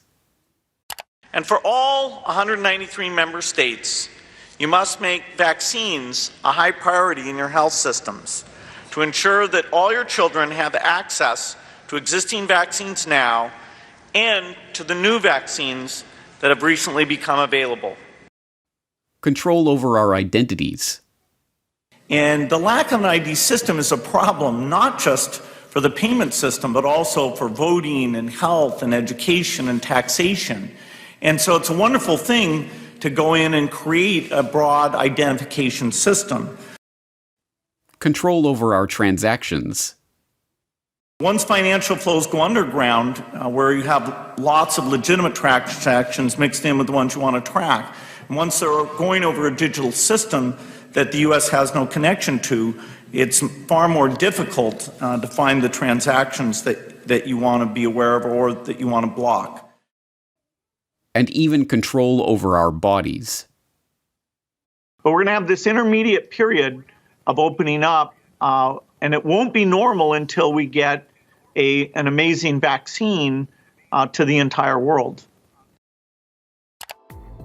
We must confront the possibility that this quest for control comes not from a selfless spirit of generosity that never seemed to exist before he became a multi-billionaire, but from the same drive for money, the same desire for domination, and the same sense of superiority that motivated him on his way up the corporate ladder. But if the answer to the question, who is Bill Gates, is Bill Gates is a eugenicist, that tells us some important things about the world that we are living in. It tells us that Gates is deceiving the public into supporting his takeover of the world with a false front of philanthropy. It tells us that the goal of the Gates, like the goal of the Rockefellers before them, is not to improve the world for humankind, but to improve the world for their kind. And most importantly, it tells us that Bill Gates is no comic book supervillain, single-handedly directing all of the chaos that is unfolding in the world or single-handedly bringing his own order to that chaos. No, if Bill Gates is a eugenicist, driven by a belief in the superiority of himself and his fellow wealthy elitists, then what we are facing is not one man, or even one family, but an ideology. This is not a trivial point. One man, whatever his wealth, can be stopped easily enough. But even if Bill Gates were to be thrown in jail tomorrow, the agenda that has already been set in motion would continue without missing a beat. An entire infrastructure of researchers, labs, corporations, governmental agencies, and public health bodies exists, funded more often than not by Gates, but driven by the belief of all those millions of people working for these various entities that they are truly working in the best interest of the people. No, an ideology cannot be stopped by stopping one man.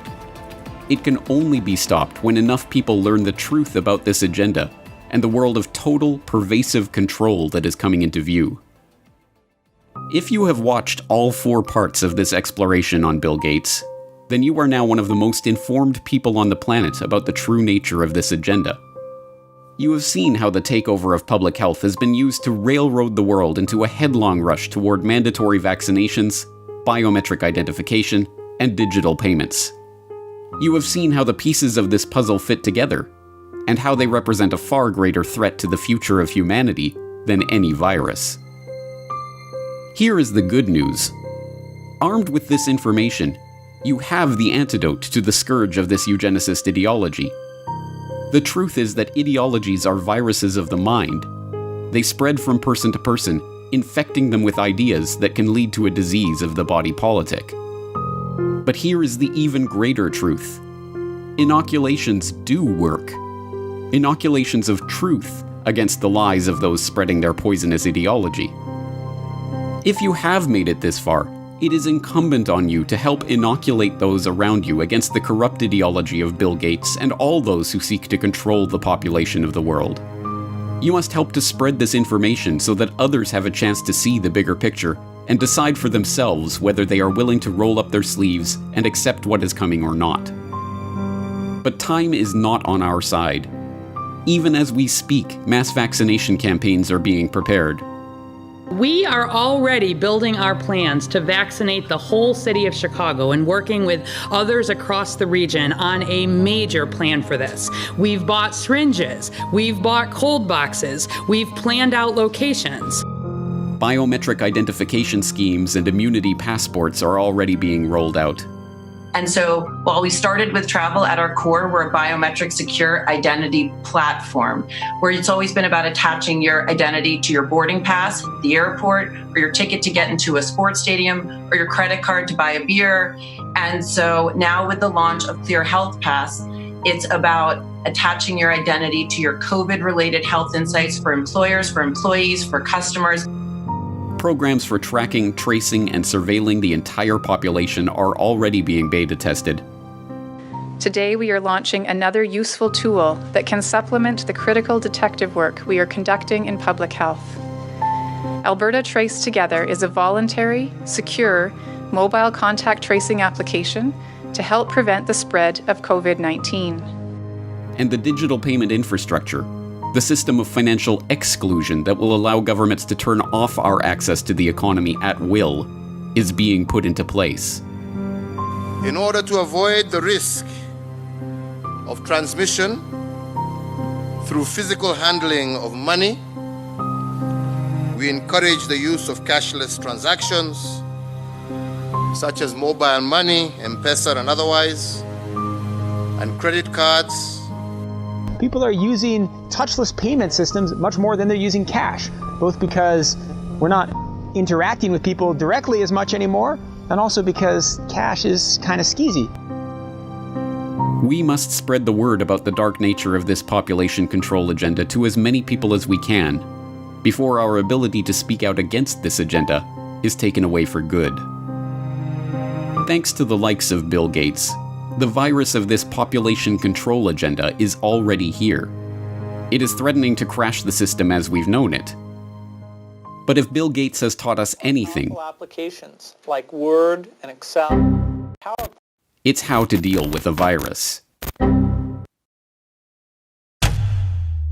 It's time for a hard reset.